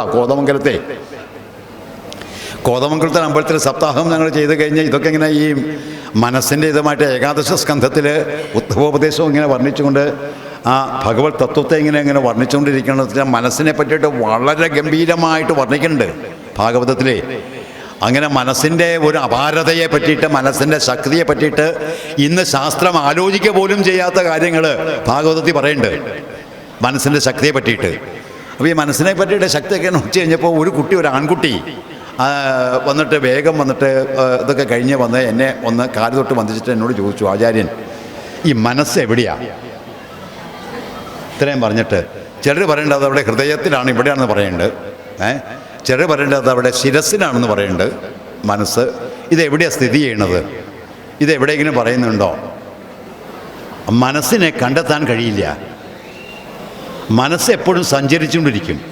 അതുകൊണ്ടാണ് മനസ്സിൻ്റെ വ്യാപാരങ്ങളായിട്ടുള്ള ഒരു പ്രതീകമായിട്ടാണ് വാനരന്മാരെ പറഞ്ഞത്. വാനരന്മാരെ പോലെയാണ് ഇത്രയും മനസ്സ്. ഇങ്ങനെ ചാടിക്കൊണ്ടിരിക്കും മനസ്സേ. ഒരു ദിക്കിലിരിക്കില്ല, സ്വസ്ഥമായിട്ടിരിക്കില്ല. ഇങ്ങോട്ട് ചാടും, അപ്പോൾ തന്നെ അങ്ങോട്ട് ചാടും. വാനരന്മാരെ പോലെ ചാടിക്കൊണ്ടിരിക്കുകയാണ്. ഇങ്ങനെ ഈ മനസ്സിന് ഉള്ള ചിത്തവും ഹൃദയത്തിൻ്റെ ഇതും തമ്മിലുള്ള രണ്ട് കാര്യങ്ങൾ പറയാം. ഒരു സംഭവകഥയൊന്നുമല്ല, ഒരു ഉദാഹരണം മനസ്സിലാക്കാൻ വേണ്ടി ഒരു ഉദാഹരണം പറയട്ടെ. സംഭവിച്ചതൊന്നും അല്ല കേട്ടോ. ഇനി അങ്ങനെ വിചാരിക്കരുത്, ഇങ്ങനെ ഒരാൾ ചെയ്യുന്നു വിചാരിക്കണ്ട. ഒരു ഉദാഹരണം പറയുകയാണ്. എവിടെയും സംഭവിച്ച കാര്യങ്ങളൊന്നും അല്ലേ നീ അയ്യോ അത് അങ്ങനെയാണോ ഇത് ആരാണിത് അങ്ങനെ വിചാരിക്കണ്ട. ഒരു കുടുംബത്തിൽ ഭാഗം നിശ്ചയിച്ചു. അമ്മ, അച്ഛനും മക്കളും. അപ്പോൾ മൂത്ത മകനും രണ്ടാമത്തെ മകനും ഉണ്ട്.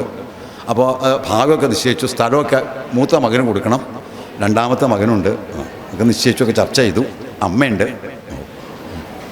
അപ്പോൾ വേഗം അവിടെ ചർച്ച ചെയ്തപ്പോൾ പറഞ്ഞു, മൂത്ത മകനോട് പറഞ്ഞു, മൂത്ത മകൻ ഇപ്പോൾ ഒരു നിശ്ചയം, ഒരു കോംപ്രമൈസിലെത്തിയെന്ന് വെച്ചാൽ അമ്മയ്ക്ക് ഇനി ജീവിതകാലം വേണ്ടേ, അമ്മയെ സംരക്ഷിക്കണ്ടേ ആരെങ്കിലും. അപ്പോൾ അമ്മയെ സംരക്ഷിക്കുന്ന ആൾക്ക് എന്ത് ചെയ്യാം, ഏട്ടനായാലും വേണ്ടില്ല, അനിയനായാലും വേണ്ടില്ല, ആരായാലും വേണ്ടില്ല, കുറച്ച് സ്ഥലം കൂടുതൽ കൊടുക്കാം. അത് വെച്ചാൽ അമ്മയും കൂടി അമ്മയ്ക്ക് വെച്ചത് ഒരു 10-15 സെൻറ്റ് സ്ഥലം അമ്മയ്ക്ക് കൂടുതൽ കൊടുക്കാം, ആ ആൾക്ക് കൂടുതൽ കൊടുക്കാം, അമ്മയെ സംരക്ഷിക്കണം. അപ്പോൾ അങ്ങനെ ഒരു എഗ്രിമെൻ്റ് പറഞ്ഞു. അപ്പോൾ അമ്മയ്ക്ക് സംരക്ഷണം വേണ്ടോ? അപ്പോൾ ഒരു മകൻ, മൂത്ത മകൻ എന്താ വിചാരിച്ചതെന്ന് വിചാരിച്ചോ? ഒരു മൂത്ത മകൻ വിചാരിക്കുകയാണ്, ഇപ്പം അമ്മയ്ക്ക് 65 വയസ്സായി, ഇപ്പം എനിക്ക് കിട്ടുന്ന സ്ഥലം 15 സെൻറ്റ് സ്ഥലം. ഇപ്പം ഇതിൻ്റെ മാർക്കറ്റിൻ്റെ വില ഒരു സെൻറ്റിന് 2,50,000 ഉണ്ട്. അപ്പോൾ ഇപ്പം അതിന് ഏകദേശം ഒരു 42 ലക്ഷം രൂപ കിട്ടും. അമ്മയ്ക്ക് ഇപ്പം 65 വയസ്സ്. അമ്മ ഇനി അങ്ങേയറ്റം വന്നു കഴിഞ്ഞാൽ ഒരു 25 കൊല്ലം കൂടി ജീവിച്ചിരിക്കും. അപ്പോൾ 25 കഴിഞ്ഞാൽ 90 വയസ്സ് വരെ. 25 വയസ്സാകുമ്പോഴേക്കും ഈ സ്ഥലത്തിൻ്റെ വില ഇപ്പോൾ 2,50,000 എന്നുള്ളത് ഒരു 5 ലക്ഷമെങ്കിലും ആവും. അപ്പോൾ അങ്ങനെ ആകുമ്പോൾ ഈ 15 സെൻറ്റ് സ്ഥലത്തിന് ഒരു 75-80 ലക്ഷം കിട്ടും. ഇതിലേതാവും അപ്പോൾ നല്ലത് എന്ന് വിചാരിക്കുകയാണ് ഒരു മനുഷ്യൻ വിചാരിക്കുക. ഒരാൾ അങ്ങനെയാണ് വിചാരിക്കുന്നത്. മറ്റാൾ വിചാരിക്കുകയാണ്, എന്തിനാ അപ്പോൾ എനിക്ക് ഈ ജന്മം തന്ന എന്നെ ഈ സ്ഥിതിയിലാക്കിയ അമ്മയെ നോക്കാൻ വേണ്ടിയിട്ട് എനിക്കൊരു 15 സെൻറ്റ് സ്ഥലം കൂടുതൽ തരണത്? എനിക്ക് ഈ സ്ഥിതിയിൽ, ഇങ്ങനെ ഒരു സ്ഥിതിയിലേക്ക് എന്നെ ആക്കിയില്ലേ, എന്നെ ഈ സ്ഥിതിയിലാക്കി ഈ ഒരു ഭാവത്തിലേക്ക് എന്നെ വളർത്തി ഇത്രയും വലുതാക്കിയായിട്ടുള്ള അമ്മയെ സംരക്ഷിക്കാൻ വേണ്ടിയിട്ട് എനിക്ക് എന്തിനാ ഒരു 15 സെൻറ്റ് സ്ഥലം, ഒരു 10 സെൻറ്റ് സ്ഥലം കൂടുതൽ തരണത് എന്നാണ് രണ്ടാമത്തെ മകൻ വിചാരിക്കുന്നത്. ഈ രണ്ട് വിചാരവും ഒന്ന് താരതമ്യം ചെയ്ത് നോക്കൂ.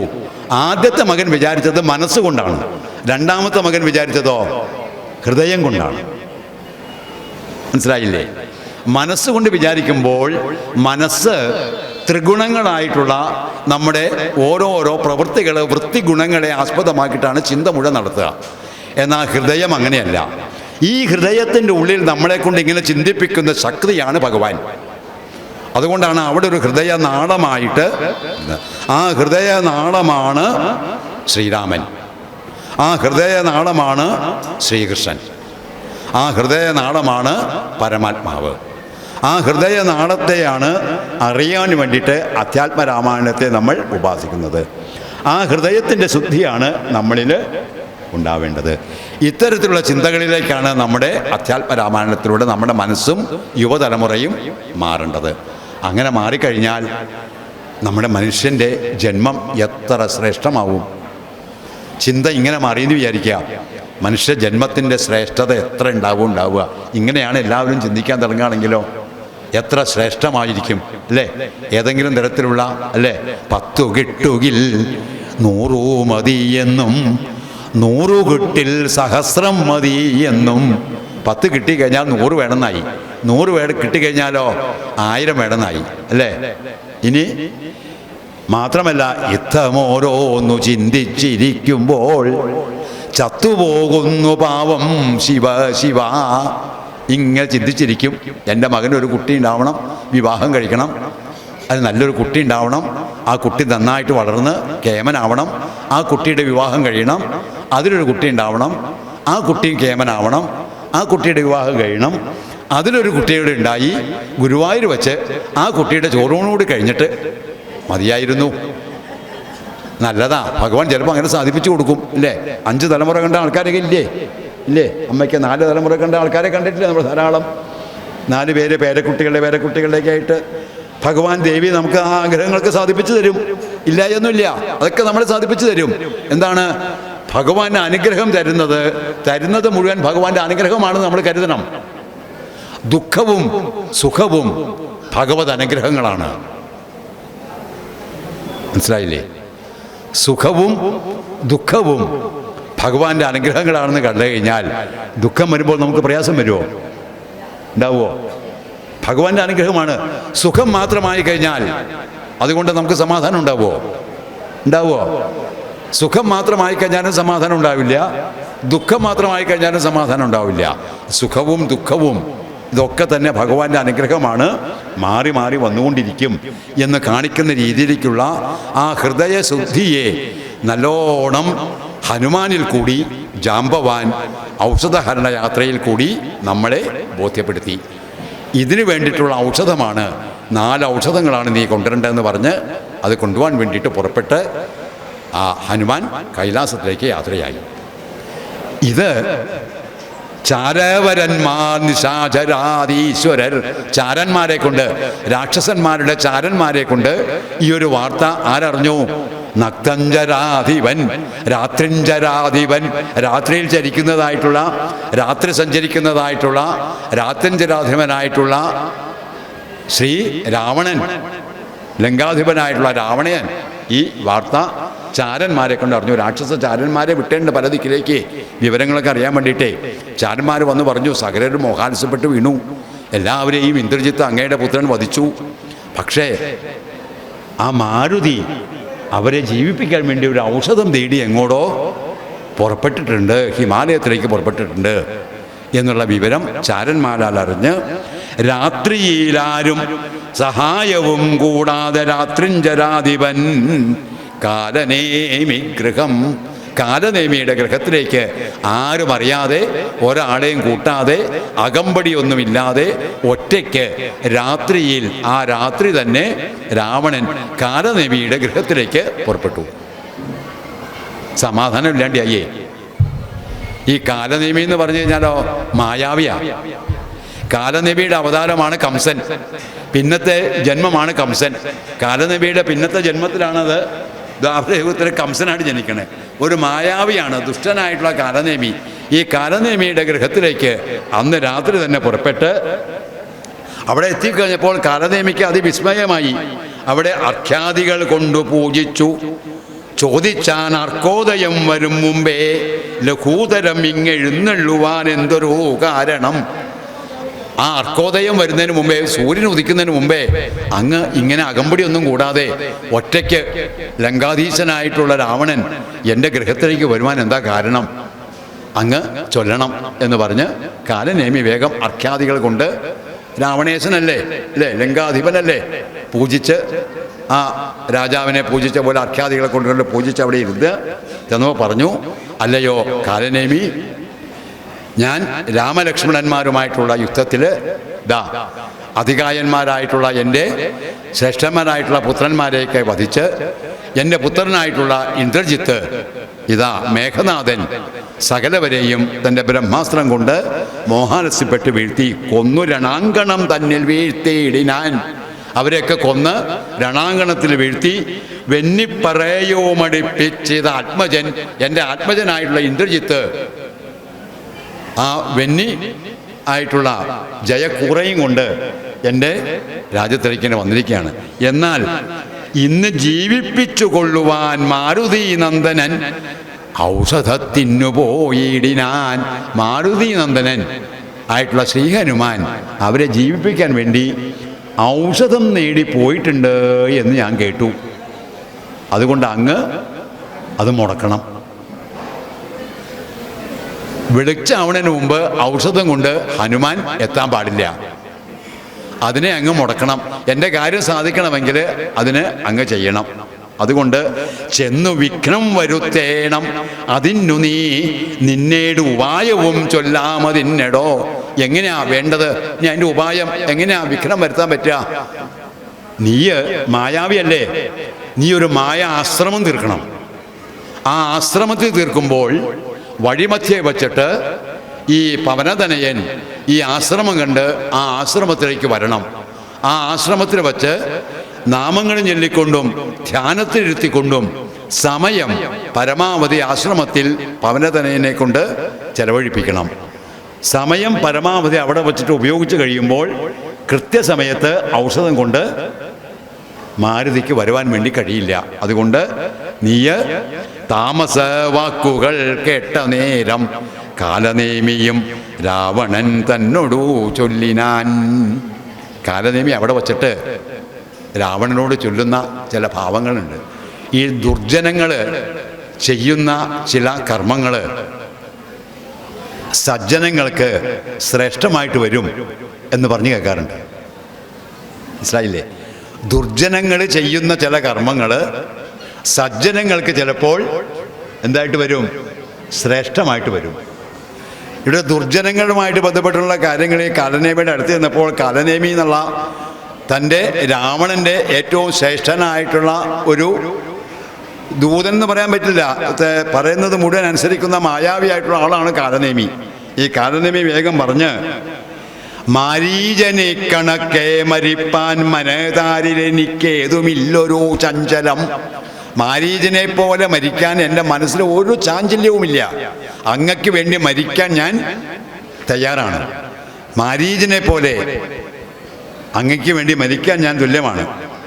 ഇനി പിന്നെ അല്ലയോ ലങ്കേശ, മക്കളും തമ്പിമാരും മരുമക്കളും മക്കളുടെ നല്ല മക്കളും ഭൃത്യരും ഒക്കെ മരിച്ചു നീ ജീവിച്ചിരുന്നിട്ടു ദുഃഖമൊഴിഞ്ഞെന്തൊരു ഫലമുള്ളതും. മക്കളും മരുമക്കളും തമ്പിമാരും മക്കളുടെ മക്കളും ഭൃത്യന്മാരും സകലവരും മരിച്ചിട്ട് ദുഃഖത്തോടു കൂടിയിട്ട് എന്തിനാ അങ്ങനെ ജീവിക്കണത്? വല്ല കാര്യമുണ്ടോ? ഇവരൊക്കെ പോയിട്ട് ജീവിച്ചിരിക്കേണ്ട വല്ല കാര്യമുണ്ടോ? അല്ലേ? ഇത് വല്ലാത്തൊരു ചോദ്യമാണ് നമ്മളോട് ചോദിക്കണതേ. നമ്മളുടെ അധ്യാത്മരാമായണത്തിൽ ചോദിക്കുന്നത് ഇവരോടൊക്കെ കൂടെ ഇരുന്നിട്ട് ജീവിതകാലം മുഴുവൻ സുഖത്തോടു കൂടി ചെയ്യുക എന്നുള്ളതല്ലേ നമ്മുടെ ജീവിതത്തിൻ്റെ സാഫല്യം എന്ന് പറയണത്? അല്ലേ? ജീവിതത്തിൻ്റെ സാഫല്യം എന്ന് പറയുന്നത് അവിടെയാണ്. ഇവരൊക്കെ പോയിട്ട് ഈ ദുഃഖത്തോടു കൂടിയിട്ട് തൻ്റെ മാത്രം സ്വാർത്ഥത കൊണ്ട് സകലവരും പൊക്കോട്ടെ, മക്കളും പൊക്കോട്ടെ, തമ്പിമാരും പൊക്കോട്ടെ, സഹോദരന്മാരും പൊക്കോട്ടെ, മരുമക്കളും പൊക്കോട്ടെ, എല്ലാവരും പോയാലും ഞാൻ മാത്രം മതി, ഞാൻ മാത്രം മതി, ഞാൻ മാത്രം മതി, ഞാൻ മാത്രം മതി എന്ന് വിശ്വസിച്ചിരുന്നിട്ട് ഈ ദുഃഖം കൊണ്ട് ദുഃഖവും പേറി ഇങ്ങനെ ജീവിച്ചിരിക്കൊണ്ടാണ്. എന്തു രാജ്യം കൊണ്ടു പിന്നെ ഒരു ഫലം, എന്തു ഫലം തവാ ജാനകിയെ കൊണ്ടും. എന്തു രാജ്യം കൊണ്ട് എന്തൊരു ഫലം? ലങ്ക രാജ്യം കൊണ്ട് പിന്നെ എന്താ ഫലം? അങ്ങ് ഇവിടെ കൊണ്ടുവന്ന ജാനകിയില്ലേ, ഈ ജാനകിയെ കൊണ്ട് പിന്നെ എന്താ ഫലം? സകലതും നശിച്ചു കഴിഞ്ഞിട്ട് പിന്നെ ജാനകിയെ അവിടെ കൊണ്ടുവന്നിട്ട് എന്താ ഫലം? എല്ലാം കിട്ടിക്കഴിഞ്ഞിട്ട്. എന്തൊരു ചോദ്യമാണ് അല്ലേ? ഭാരതത്തിൽ നമുക്ക് കേൾക്കാൻ ഇങ്ങനെ ഒരു ചോദ്യം. വിതുരരുടെ അവസാനം വന്നിട്ടേ, വിതുരരെ കൊട്ടാരമൊക്കെ ഉപേക്ഷിച്ച് പോയിട്ട് സകല ദിക്കിലും പോയിട്ട് തീർത്ഥാടനമൊക്കെ കഴിഞ്ഞ് മൈത്രേയ മഹർഷിയുടെ ആശ്രമത്തിൽ പോയി, ആശ്രമത്തിൽ നിന്ന് ഭഗവത് തത്വമൊക്കെ മനസ്സിലാക്കി, അവിടെ യുദ്ധമൊക്കെ കഴിഞ്ഞ്, ഭാരത യുദ്ധമൊക്കെ കഴിഞ്ഞ് കുറേ കഴിഞ്ഞ് തിരിച്ച് രാജധാനിയിൽ വന്ന് തൻ്റെ ഏട്ടനായിട്ടുള്ള ധൃതരാഷ്ട്രരുടെ കൊട്ടാരത്തിലേക്ക് വന്നിട്ട് ധൃതരാഷ്ട്രരോട് ചോദിക്കണ്ടേ, ഏട്ടന് സുഖമല്ലേ, ഏട്ടന് സുഖമല്ലേ എന്ന് ചോദിക്കണ്ട്. കണ്ണ് കാണാൻ വയ്യ അല്ലേ, കണ്ണ് കാണാൻ വയ്യ, കുരുടനാണ്. ഗാന്ധാരി തൻ്റെ പതിക്ക് കണ്ണ് കാണാൻ പറ്റാത്തതുകൊണ്ട് കണ്ണ് കെട്ടി കുരുടനായിട്ട് വന്ന് കുരുടിയായിട്ട് ഇരിക്കുകയാണ്. ഇവർ രണ്ടുപേരും എവിടെയാ? അവിടെ എല്ലാവരെയും വധിച്ചു കഴിഞ്ഞ് പാണ്ഡവന്മാരുടെ ധർമ്മപുത്രരുടെ കൊട്ടാരത്തിൽ ഒരു അന്തഃപുരത്തിൽ അങ്ങനെ കഴിഞ്ഞുകൂടുക. അവരോടാണ് ഈ വിതുരൻ വന്നിട്ട് ചോദിക്കാണ്, ഏട്ടൊരു സുഖമല്ലേ എന്ന് ചോദിക്കുമ്പോൾ എനിക്കിവിടെ നല്ല സുഖമാണെന്ന് പറയുക. കഷ്ടം, ജീവിച്ച് മതിയായില്ലേ? കീറിപ്പറഞ്ഞ വസ്ത്രം പോലെ ആയില്ലേ അങ്ങയുടെ ദേഹം? ചോദിക്കട്ടെ, അവിടെ അങ്ങയുടെ ദേഹം കീറിപ്പറിഞ്ഞ് ഉപേക്ഷിക്കാനായിട്ടുള്ള വസ്ത്രം പോലെ ആയിട്ടും അങ്ങയുടെ കുട്ടികളെ മുഴുവൻ കൊന്നൊടുക്കിയിട്ടുള്ള ഭീമൻ തരുന്നതായിട്ടുള്ള ആഹാരം കഴിച്ച് സുഖമാണെന്ന് പറയുന്നതിൽ എന്തർത്ഥം? അങ്ങയുടെ കുട്ടികളെ കൊന്ന ചോരക്കറ നീങ്ങാത്ത ഭീമൻ ആഹാരം കൊണ്ടുവന്നിട്ട് പിണ്ടം തരുന്ന പോലെ അങ്ങയുടെ വായിലേക്ക് ഇങ്ങനെ വച്ചു തന്നിട്ട് ഈ ആഹാരം കഴിച്ചിട്ട് അങ്ങ് പറയാണ്, എനിക്കിവിടെ ഇഷ്ടം പോലെ ആഹാരം കിട്ടുന്നുണ്ട്, നല്ല സുഖമായിട്ട് കിട്ടുന്നുണ്ട്, നല്ല ഉറക്കമുണ്ട്, ആഹാരമുണ്ട്. ഉറക്കവും ആഹാരവും കിട്ടിക്കൊണ്ട് സുഖം ഉണ്ടാവുമോ? അതുകൊണ്ട് എന്ത് ഫലം? അതുകൊണ്ട് എൻ്റെ ഒപ്പം പോന്നോളൂ, ഭഗവാനെ ആശ്രയിച്ചോളൂ. അവിടെയാണ് സർവസൗഖ്യവും. ശ്രീരാമദേവനെ ആശ്രയിച്ചോളൂ, സീതാദേവിയെ ആശ്രയിച്ചോളൂ, സീതാസമന്വിതനായിട്ടുള്ള ശ്രീരാമദേവനെ ആശ്രയിച്ചോളൂ. അവിടെ ലക്ഷ്മീദേവി സമന്വിതനായിട്ടുള്ള വിഷ്ണു ഭഗവാനെ ആശ്രയിച്ചോളൂ, രുക്മിണി സമേതനായിട്ടുള്ള ശ്രീകൃഷ്ണ ഭഗവാനെ ആശ്രയിച്ചോളൂ. ഒക്കെ ഒരേ ജീവാത്മാവായ പരമാത്മാവായിട്ട് തത്വമാണ്.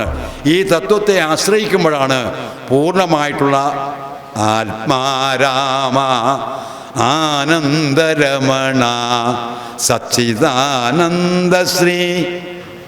ആത്മാരാമനായിട്ട് ആനന്ദരമണനായിട്ട് സന്തോഷത്തോടു കൂടിയിട്ട് ജീവിതത്തിൽ സാഫല്യം ഉണ്ടാക്കാൻ വേണ്ടി തീർക്കുക. അതേ ചോദ്യം തന്നെയാണ് ഇവിടെ ചോദിച്ചത്.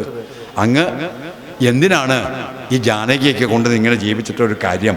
അതുകൊണ്ട് അങ്ങ് വേഗം ഇതൊക്കെ ഉപേക്ഷിച്ച് ഒരു താപസിയായിട്ട് ഈ കാട്ടിൽ താൻ ചെയ്ത തെറ്റുകളൊക്കെ അപരാധമാണെന്ന് മനസ്സിലാക്കി പശ്ചാത്താപമായ മനസ്സോടു കൂടിയിട്ട് മനസ്സിനെ നല്ലവണ്ണം ഈശ്വരങ്കിൽ ഉറപ്പിച്ച് താൻ ചെയ്ത അപരാധത്തിന് പശ്ചാത്താപമായിട്ട് ശ്രീരാമദേവന് സീതാദേവിയെ നൽകി അനുഗ്രഹം വാങ്ങി അങ്ങ് കഴിയുകയാണ് വേണ്ടത് എന്ന് ആരുപദേശിച്ചു കൊടുക്കുന്നു?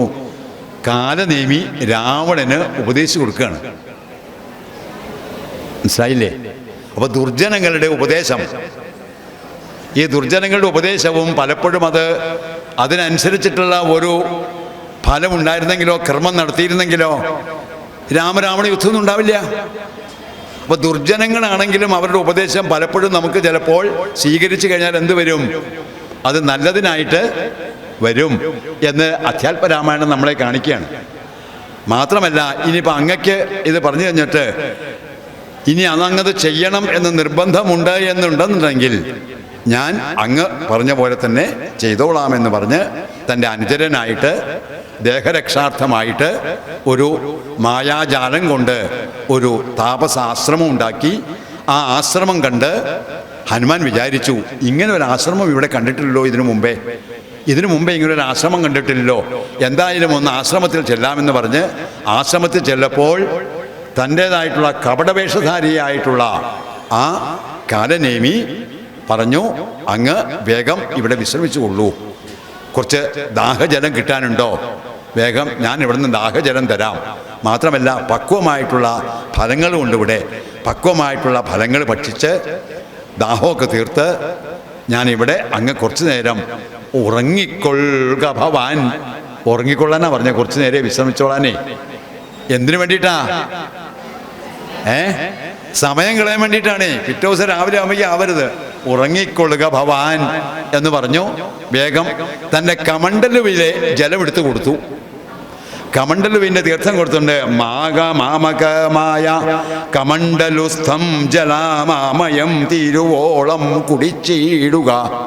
എൻ്റെ കമണ്ഡലുവിലെ ജലം ആവോളം കുടിച്ചിടുക. പക്വഫലങ്ങളും ഭക്ഷിച്ചനന്തരം ദുഃഖം കളഞ്ഞു കുറഞ്ഞൊന്നുറങ്ങുക.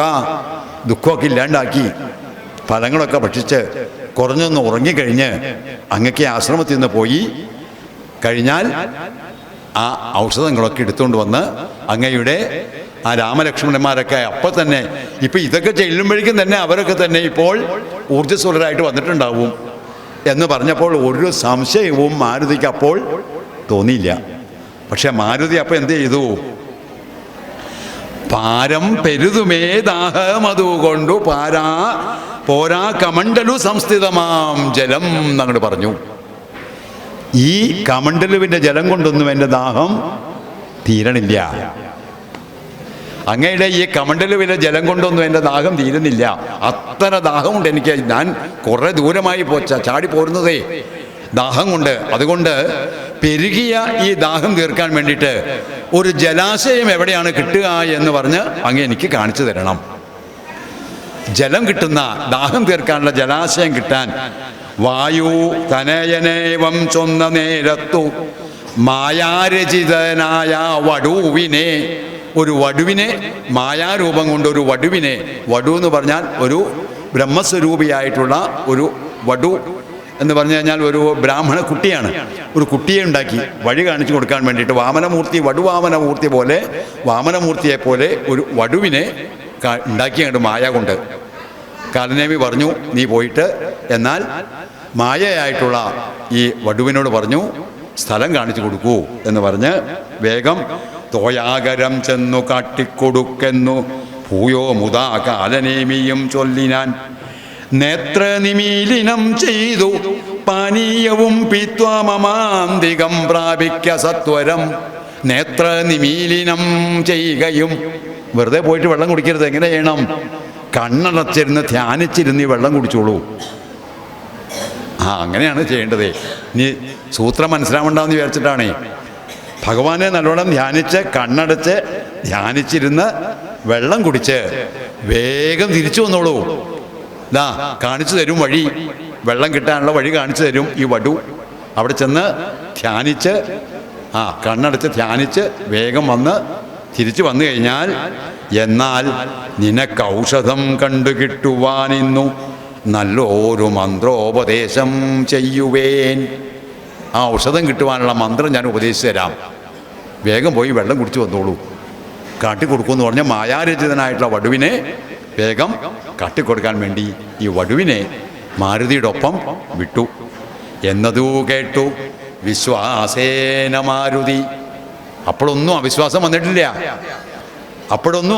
വന്നിട്ടില്ല. കാരണം ഈ മായയുടെ ശക്തി എന്ന് പറഞ്ഞാൽ നമ്മൾ ഉദ്ദേശിക്കുന്ന പോലെ ഒന്നല്ല. മായ എന്ന് പറഞ്ഞാൽ എന്താ?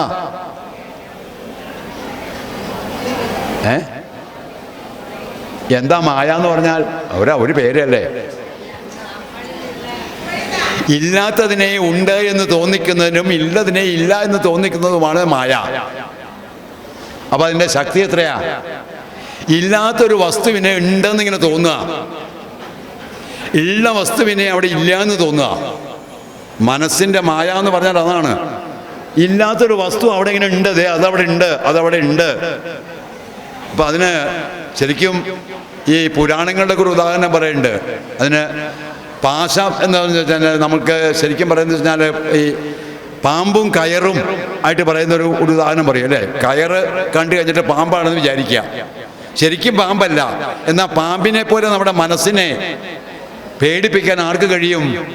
കയറിന് കഴിയും. കയറ് ഒന്നും പറ്റില്ല, ഒന്നുമില്ലാതാണ്. പക്ഷേ പാമ്പ് എങ്ങനെയാണോ നമ്മുടെ മനസ്സിനെ പേടിപ്പെടുത്തുന്നത്, അതേപോലെ പേടിപ്പിക്കാൻ ഒരു കയറിന് കഴിയും. എന്ന് പറഞ്ഞാൽ മായയുടെ ശക്തി അതാണ്. മായാദേവിയായിട്ടുള്ള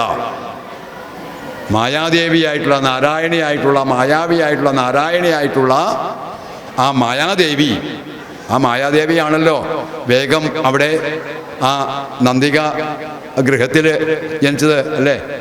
അവിടെ യശോദാമ്മയുടെ പുത്രിയായിട്ട്, അവിടെ നന്ദഗോപരുടെയും യശോദാമ്മയുടെയും പുത്രിയായിട്ട് പത്മനാഭ സഹോദരി, പത്മനാഭൻ്റെ സഹോദരിയായിട്ട് ആ മായാദേവിയല്ലേ അവിടെ അവതരിച്ചിട്ട് കംസനിൽ ആ മരണഭയം ഉണ്ടാക്കിയത് അല്ലേ. ശക്തിയായിട്ടുള്ള ഒരു ഭാവമാണ് മായ എന്ന് പറയണത്.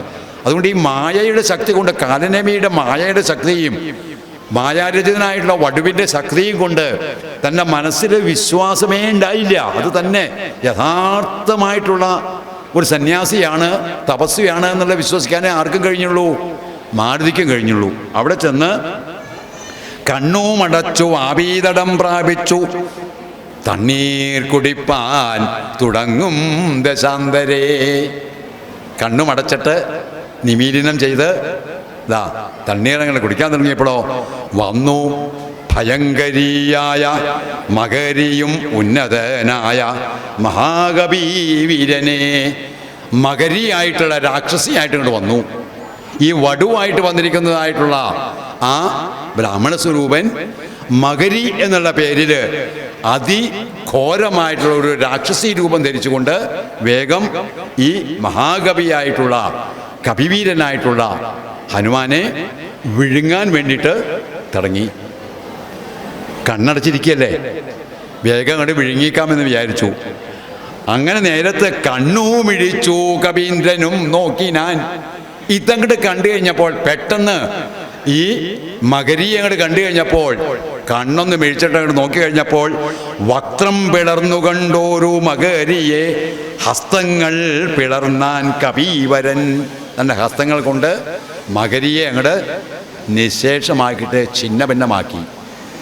മായയെ നശിപ്പിച്ചു. മായയെ നശിപ്പിക്കാൻ ആർക്കേ കഴിയുള്ളൂ?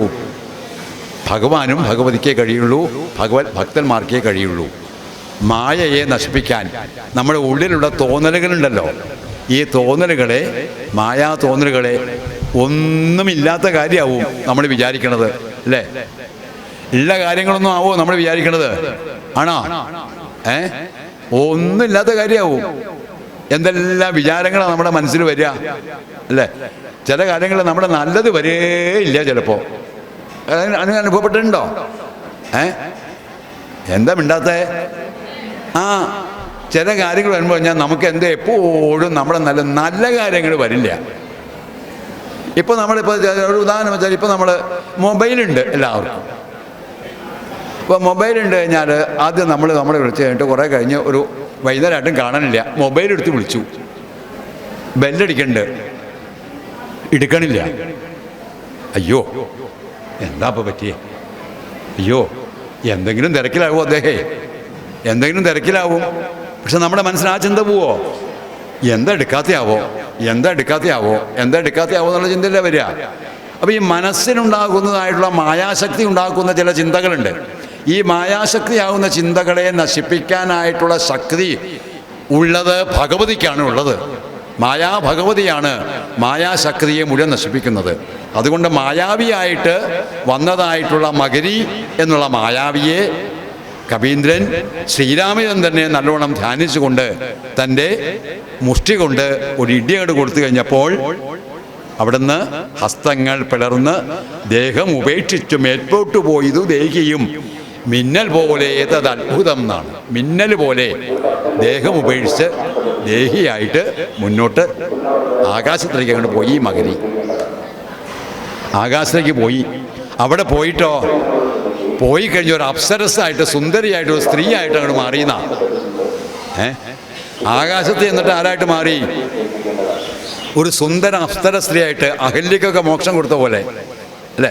ശ്രീരാമചന്ദ്രസ്വാമികൾ പാദം കൊണ്ടൊന്ന് ചവിട്ടി കഴിഞ്ഞ് കഴിഞ്ഞപ്പോൾ ഒരു ശാപം കൊണ്ട് ഏറ്റു കഴിഞ്ഞിട്ട് ഒരു കല്ലായിട്ട് കിടന്നിരുന്ന അഹല്യ അവിടുന്ന് പെട്ടെന്ന് ശ്രീരാമചന്ദ്രൻ്റെ പാദചരണങ്ങൾ ഏറ്റുകൊണ്ട് അത് അഹല്യയായിട്ട് മാറിയിട്ട് മോക്ഷം കിട്ടിയ പോലെ തന്നെ മകരി എന്ന് പറഞ്ഞൊരു രാക്ഷസിയായിട്ട് ശാപം കിട്ടി കഴിയുകയായിരുന്ന ആ രാക്ഷസി ശ്രീ മാരുതിയുടെ ഹസ്തങ്ങളേറ്റ് കഴിഞ്ഞ് കഴിഞ്ഞപ്പോൾ ശാപമോക്ഷം കിട്ടി ഒരു അപ്സരസായിട്ട് മാറി.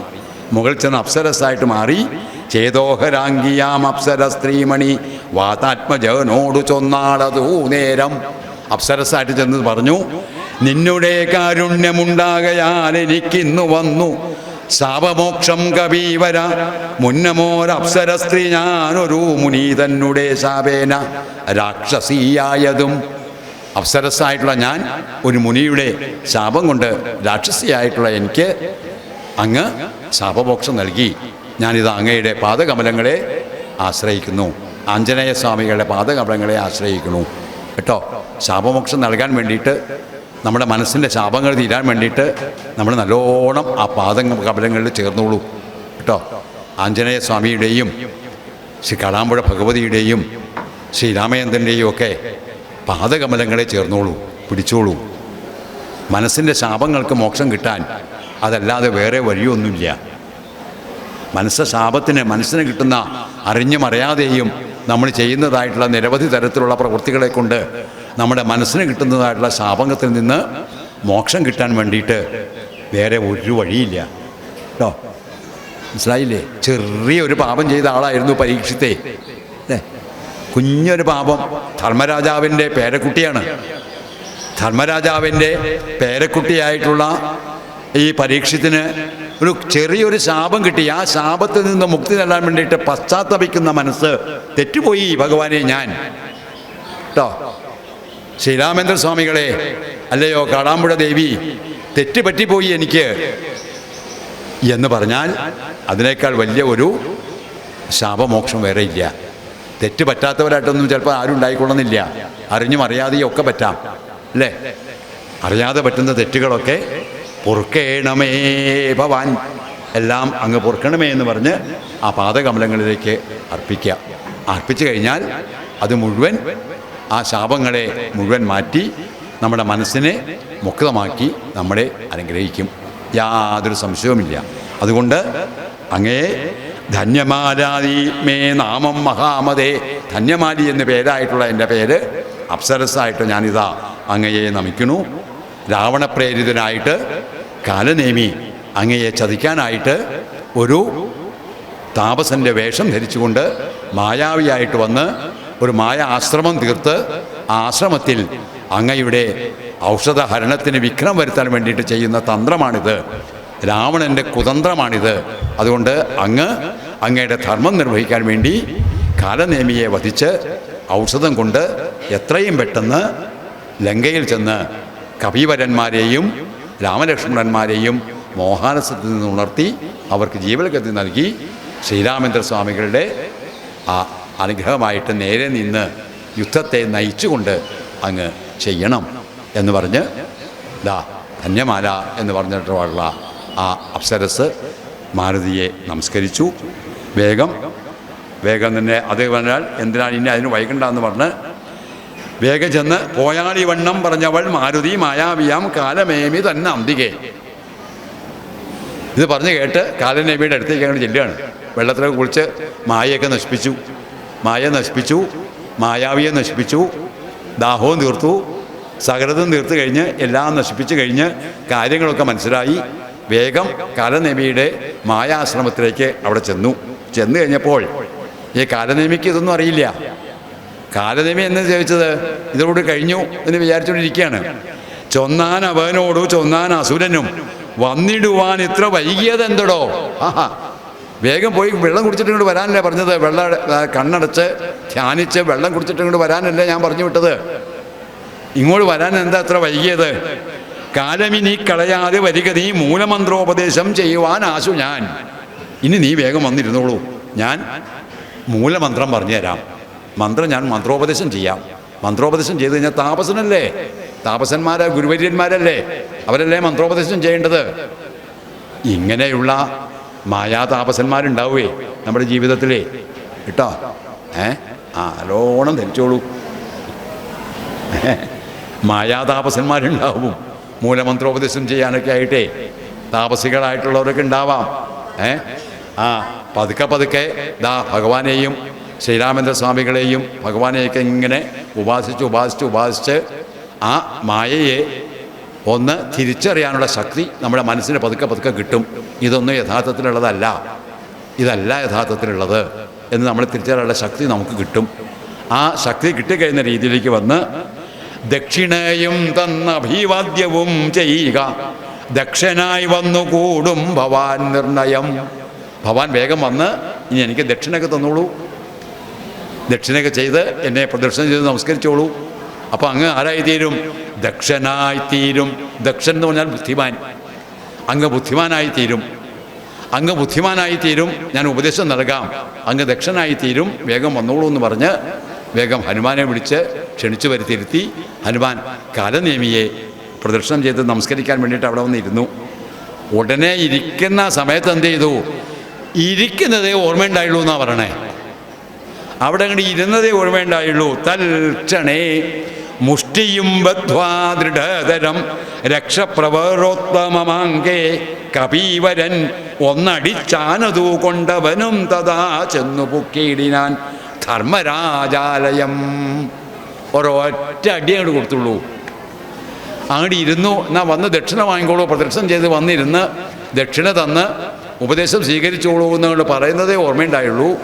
അവിടെ അങ്ങോട്ട് ഇരുന്ന് ഒരു അടി അങ്ങോട്ട് കൊടുത്ത്, ഒരു പ്രഹരം അങ്ങോട്ട് കൊടുത്തു കഴിഞ്ഞ് ഒറ്റ പ്രഹരം കൊണ്ട് ചെന്നു പൊക്കിയിടിനാൻ ധർമ്മരാജാലയം. ധർമ്മരാജാവിൻ്റെ ആലയത്തിലേക്ക് അങ്ങോട്ട് പറഞ്ഞു വിട്ടു.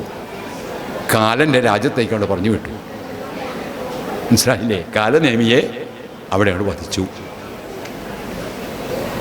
ആരുടെ ഉപദേശം സ്വീകരിച്ചത്? ജാമ്പവാൻ്റെ ഉപദേശം സ്വീകരിച്ചു. ഈ ജാമ്പവാൻ എന്ന് പറഞ്ഞു കഴിഞ്ഞാൽ കവി പൊങ്കുവന്മാരിൽ ഏറ്റവും ശ്രേഷ്ഠന്മാരായിട്ടുള്ള ജാമ്പവാൻ്റെ ഉപദേശം സ്വീകരിച്ച് ഈ ഔഷധം സ്വീകരിക്കാൻ വേണ്ടി ചെന്ന് എന്തിനു വേണ്ടിയിട്ട്? ശ്രീരാമസേവിതം, ശ്രീരാമനെ സേവിക്കാൻ വേണ്ടി, ശ്രീരാമേന്ദ്രനെ സേവിക്കാൻ വേണ്ടി, ശ്രീരാമൻ്റെ ദാസനായി ശ്രീരാമനെ മാത്രം, സീതാദേവിയെയും ശ്രീരാമേന്ദ്രനെയും മാത്രം മനസ്സിൽ ധ്യാനിച്ചുകൊണ്ട് അല്ലേ അവസാനം കദളീവനത്തിൽ കീറി അങ്ങോട്ട് കാണിച്ചു കൊടുക്കണ്ട ഇല്ലേ? മാറി കീറി അങ്ങോട്ട് കാണിച്ചു കൊടുക്കണ്ട്. ഇതാ കണ്ടോളൂ. മനസ്സിലായില്ലേ? ഇതിനപ്പുറം എൻ്റെ മനസ്സിലൊന്നുമില്ല. എൻ്റെ മനസ്സിൽ വേറൊന്നുമില്ല. ആ സീതാ സമേതനായിട്ടുള്ള ശ്രീരാമേന്ദ്രസ്വാമികളല്ലാതെ എൻ്റെ മനസ്സിൽ ആരുമില്ല എന്ന് പറഞ്ഞ് ഹൃദയം തുറന്നങ്ങോട്ട് കാണിച്ചു കൊടുക്കുന്നതായിട്ടുള്ള ആ ആഞ്ജനേയസ്വാമികൾ, ആ ആഞ്ജനേയസ്വാമികളുടെ ശക്തിയും ആഞ്ജനേയസ്വാമികളുടെ ബുദ്ധിയും ആഞ്ജനേയസ്വാമികളുടെ വേഗതയും മനസ്സിൻ്റെ വേഗതയും നമുക്കുണ്ടാവണേ. അതുണ്ടാവണമെങ്കിൽ ശ്രീരാമേന്ദ്രസ്വാമികളുടെ ചരണത്തെ നമുക്ക് ധ്യാനിക്കേണ്ടതുണ്ട് എന്ന് കാണിച്ചുകൊണ്ടാണ് കാലനേമിയുടെ വധവും അവിടെ പറഞ്ഞത്. അങ്ങനെ കാലനേമിയെ വധിച്ച് 4 ഔഷധങ്ങളും കൊണ്ട് തിരിച്ചു വന്നു. രാവിലെ എത്തിക്കഴിഞ്ഞ് കഴിഞ്ഞപ്പോഴേക്കും ഇത് ആ പർവ്വതങ്ങൾ കൊണ്ടുവച്ചപ്പോൾ തന്നെ ഓരോരുത്തർ പതുക്കെ പതുക്കെ അതിൻ്റെ കാറ്റയറ്റപ്പോൾ തന്നെ പതുക്കെ പതുക്കെ ഉണർന്നു തുടങ്ങി. വേഗം അത് കൊണ്ട് അവരെയൊക്കെ ജീവിപ്പിച്ച് അവിടെ ആ ശിവപാർശ്വതന്മാർ പറഞ്ഞ പ്രകാരം തന്നെ അത് തിരിച്ച് ഈ പർവ്വത ശൃംഗത്തെ കൊണ്ടുവന്ന് അവിടെ ഋഷഭാദ്രിയിൽ കൊണ്ടുവന്ന് സ്ഥാപിക്കുന്നതായിട്ടുള്ള ഹനുമാൻ്റെ ഏറ്റവും ശ്രേഷ്ഠമായിട്ടുള്ള ഒരു ലീല, ആഞ്ജനേയ ലീല, അഞ്ജനപുത്രനായിട്ടുള്ള ആഞ്ജനേയൻ്റെ ലീല അതിശ്രേഷ്ഠമായിട്ട് കാണിക്കുകയാണ് യുദ്ധകാണ്ഡത്തിൽ, അധ്യാത്മരാമായണത്തിൽ. ഈ 2 പ്രകരണങ്ങളാണ്. അത് കഴിഞ്ഞ് വന്നു കഴിഞ്ഞപ്പോൾ പിറ്റേ ദിവസം രാവിലെ ഇവരൊക്കെ മരിച്ചല്ലോ, എന്നാൽ ഇനി യുദ്ധം ചെയ്യാമെന്ന് വിചാരിച്ചുകൊണ്ട് രാമരാവണ യുദ്ധം ചെയ്യാമെന്ന് വിചാരിച്ചുകൊണ്ട് ഇങ്ങനെ വന്ന് ലക്ഷ്മണനെയും ഒക്കെ കഴിച്ചു കഴിഞ്ഞു. എല്ലാം കഴിഞ്ഞ് വന്നപ്പോഴാണ് എല്ലാവരും വീണ്ടും സടകുടഞ്ഞ് എഴുന്നേറ്റ് കപിവരന്മാർ മുഴുവൻ വീണ്ടും എഴുന്നേറ്റത് കണ്ട് അതിഗംഭീരമായിട്ടുള്ള ഭീതിയോട് കൂടിയിട്ട് ഇന്ദ്രജിത്ത് വീണ്ടും അഗ്നിദേവനെയൊക്കെ നല്ലോണം വിചാരിച്ച് ശ്രീപരമേശ്വരനെയും നല്ലയും വിചാരിച്ച് സകല ശസ്ത്രങ്ങളെയും കൊണ്ട് നേരിട്ട് അങ്ങനെ ലക്ഷ്മണൻ ഇന്ദ്രജിത്തിനെ വധിക്കുന്നതായിട്ടുള്ള ചരിത്രമാണ്. ഇന്ദ്രജിത്തിൻ്റെ വധമാണ് ഇനി അങ്ങോട്ട് ഉള്ളത്. ഇന്ദ്രജിത്തിൻ്റെ വധം കഴിഞ്ഞാൽ പിന്നെ കഴിഞ്ഞു, എല്ലാവരും കഴിഞ്ഞു അല്ലേ? മക്കളും കഴിഞ്ഞു, അനിയന്മാരും കഴിഞ്ഞു, എല്ലാവരും കഴിഞ്ഞു. ഇനി ആരേ ഉള്ളൂ? ഇനി ഞാനുണ്ട്, മണ്ഡോദരിയുണ്ട്, സീതയുണ്ട്, വിഭീഷണനുമുണ്ട് അല്ലേ? കഴിഞ്ഞു. ബാക്കിയുള്ളവരൊക്കെ കഴിഞ്ഞു. അങ്ങനെ കഴിഞ്ഞു കഴിഞ്ഞപ്പോൾ ആ ശ്രീരാമപാദം എന്നുള്ള ശ്രേഷ്ഠമായ ഭാവത്തിലേക്ക് എത്തുകയാണ് യുദ്ധകാണ്ഡത്തിൽ. യുദ്ധം എന്ന് പറഞ്ഞാൽ ഞാൻ പറഞ്ഞില്ലേ, ഒരു ഈശ്വരപ്രാപ്തിക്കുള്ള ഉപാസനയാണ് യുദ്ധം. ശ്രീരാമപാദത്തിലേക്ക് എത്തിച്ചേരാനുള്ള ഒരു ഉപാസനയാണ് യുദ്ധം. ഇനി ഇതിൻ്റെ തത്വം ഇപ്പം ഈ പറഞ്ഞ കാര്യങ്ങളിൽ ഈ അധ്യാത്മ രാമായണത്തിൻ്റെ തത്വം എന്താണ് എന്ന് നോക്കിക്കഴിഞ്ഞാൽ അതിൻ്റെ രത്നം എന്താണ് എന്നും കൂടി പറഞ്ഞു കഴിയുമ്പോഴേക്കും നമ്മുടെ സമയം കഴിയും. 3 മിനിറ്റേ ഉള്ളൂ. കഴിഞ്ഞു, ഏകദേശം കഴിഞ്ഞു. 3 മിനിറ്റ് തമ്മിലുള്ളൂ. ലങ്ക എന്ന് പറഞ്ഞാൽ നമ്മുടെ ചിത്തമാകുന്ന മനസ്സാണ് ലങ്ക എന്ന് പറഞ്ഞാൽ. ലങ്കയിൽ 3 പേര്: രാവണൻ, കുംഭകർണൻ, വിഭീഷണൻ. രാവണ, കുംഭകർണ, വിഭീഷണൻ എന്ന് പറഞ്ഞാൽ ചിത്തത്തിലുള്ള മനസ്സിലുള്ള 3 ഗുണങ്ങൾ. ഒന്ന് സാത്വികം, ഒന്ന് രാജസം, ഒന്ന് താമസം. സാത്വിക ഗുണപ്രധാനമാണ് വിഭീഷണൻ, താമസ ഗുണപ്രധാനമാണ് രാവണൻ, രജോ ഗുണപ്രധാനമാണ് കുംഭകർണൻ. ഈ 3 ഗുണങ്ങൾ ചേർത്തതായിട്ടുള്ള ലങ്കയിലെ 3 സഹോദരന്മാരാണ് ചിത്തഗുണങ്ങൾ. ഇതാണ് പ്രധാനമായിട്ടുള്ളത്. ഈ ചിത്തത്തിലെ വൃത്തികൾ, ചിത്തത്തിൻ്റെ പ്രവൃത്തികളാണ് രാക്ഷസിമാർ മുഴുവൻ. ഇവരുടെ പ്രവൃത്തികളാണ് ലങ്കയിലെ രാക്ഷസിമാർ മുഴുവൻ മനസ്സിൻ്റെ പ്രവൃത്തികളാണ്. ചിത്തത്തിൻ്റെ വികാരങ്ങളാണ് രാക്ഷസന്മാർ മുഴുവൻ. മനസ്സിലുണ്ടാകുന്ന വികാര വിജൃംഭങ്ങളാണ് രാക്ഷസന്മാരായിട്ടുള്ള നമ്മുടെ ചിന്തകൾ, ദുഷ്ടമായ ചിന്തകൾ മുഴുവൻ ഇതിൽ നിന്നുണ്ടാകുന്നതാണ്. അങ്ങനെ വരുന്ന ആ ഭാവത്തിൽ ഈ ഗുണങ്ങളെ നശിപ്പിച്ച് സാത്വികമായിട്ടുള്ള ഗുണത്തെ മാത്രം മാറ്റിയെടുക്കാൻ വേണ്ടി ഒരു മുമുക്ഷുവായിട്ട് നമ്മുടെ ഉള്ളിൽ അവതരിക്കുന്നതായിട്ടുള്ള ഭഗവത് സ്വരൂപമാണ് ശ്രീരാമൻ. എന്തിനു വേണ്ടിയിട്ട്? സാത്വികമായിട്ടുള്ള ഭാവമാണ് വിഭീഷണൻ. സാത്വികം എന്ന് പറഞ്ഞാൽ നല്ലതിനെ മാറ്റി നിർത്തി രാജസ താമസമായിട്ടുള്ള ചീത്തയായിട്ടുള്ള ഭാവങ്ങളെ ഇല്ലാതാക്കാൻ വേണ്ടി നമ്മുടെ മനസ്സിൽ ഉദിക്കുന്ന ഈശ്വര ചൈതന്യമാണ് ശ്രീരാമചന്ദ്രൻ. ആ ശ്രീരാമചന്ദ്രനെ ഈ ഒരു കർത്തവ്യം നിർവഹിക്കുന്നതിന് വേണ്ടിയിട്ട് സഹായിക്കുന്ന വേദസംഹിതകളായിട്ടുള്ള ശ്രുതികളാണ് കവിവര്യന്മാർ മുഴുവൻ. സമുദ്രം എന്ന് പറയുന്നത് ഈ ബാഹ്യമായ മഹാപ്രപഞ്ചമാണ്. സമുദ്ര ലംഘനം എന്ന് പറഞ്ഞാൽ ബാഹ്യപ്രപഞ്ചത്തിൽ നിന്ന് അന്തര ആയിട്ടുള്ള ഉള്ളിലുള്ള ഭാവത്തിലേക്ക് കടക്കലാണ് സമുദ്ര ലംഘനം. പുറമേയുള്ള ബാഹ്യത്തിൽ നിന്ന് ഉള്ളിലേക്ക് തിരിഞ്ഞു നോക്കുക. പുറമേയുള്ള ശരീരവും ഉള്ളിലുള്ള ശരീരവും. ഇനി കൂടുതൽ ഞാൻ പറയുന്നില്ല. 2 ശരീരമുണ്ട് നമുക്ക്.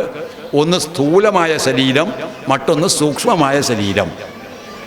സ്ഥൂലമായ ശരീരമാണ് നമ്മൾ ഈ കാണുന്ന ശരീരം. ഈ ശരീരം നശിക്കും.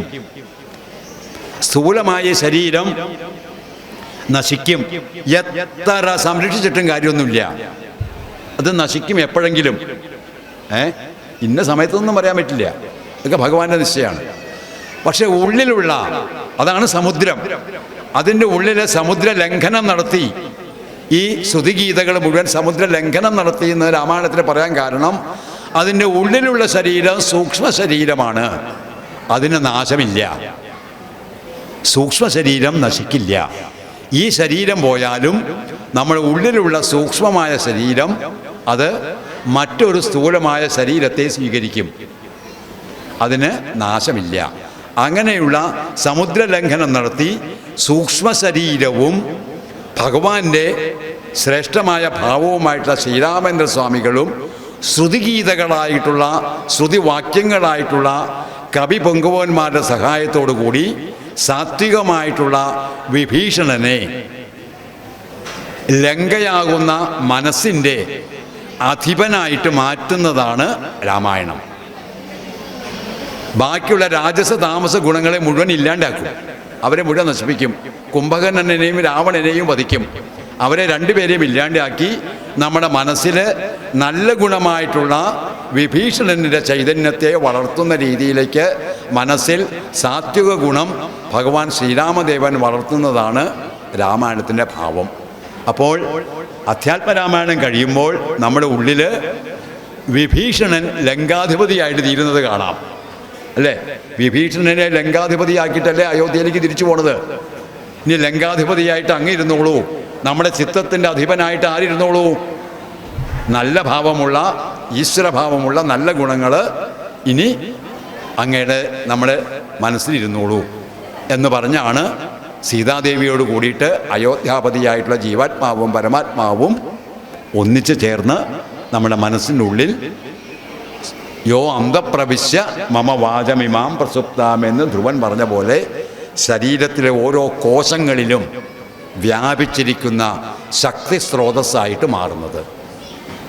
ശക്തി സ്രോതസ്സാണ്, ശക്തിയാണ്, എനർജിയാണ്. എനർജിക്ക് ഒരു തത്വമുണ്ട്. ഊർജത്തെ ഉണ്ടാക്കാനോ നശിപ്പിക്കാനോ കഴിയില്ല. ഫിസിക്സിൻ്റെ ഒരു തത്വമാണ്. ഊർജത്തെ ഉണ്ടാക്കാനും കഴിയില്ല, നശിപ്പിക്കാനും കഴിയില്ല. രൂപമാറ്റം വരുത്താനേ കഴിയുള്ളൂ, അല്ലേ? താപോർജത്തെ വൈദ്യുതോർജമാക്കാം, വൈദ്യുതോർജത്തെ സൗരോർജമാക്കാം, സൗരോർജത്തെ വൈദ്യുതോർജമാക്കാം, രൂപങ്ങൾ മാറ്റാം. ഊർജം സ്ഥായിയാണ്, ഭഗവാൻ സ്ഥായിയാണ്. സൂക്ഷ്മമായിട്ടുള്ള ഊർജമാണ് ഭഗവാൻ. ആ ഊർജസ്വരൂപനാണ് ശ്രീരാമേന്ദ്ര സ്വാമികൾ. ആ ഊർജസ്വരൂപമാണ് സീതാദേവി സമേതനായിട്ടുള്ള ശ്രീരാമേന്ദ്രമകൾ. ശ്രീരാമ രാമ രാമ ശ്രീരാമ രാമ രാമ ശ്രീരാമ ഭദ്ര ജയ ശ്രീരാമ രാമ രാമ ശ്രീരാമ രാമ രാമ സീതാഭി രാമ രാമ ശ്രീരാമ രാമ രാമ ലോകാഭിരാമ ജയ സീതാപദേ നമ സീതാപദേ നമ സീതാപദേ നമ പവനതനേ ചേത പങ്കജർക്കം മുനീന്ദ്രൈ അനുദിനമനുസേവ്യം കോമളം ശ്യാമളം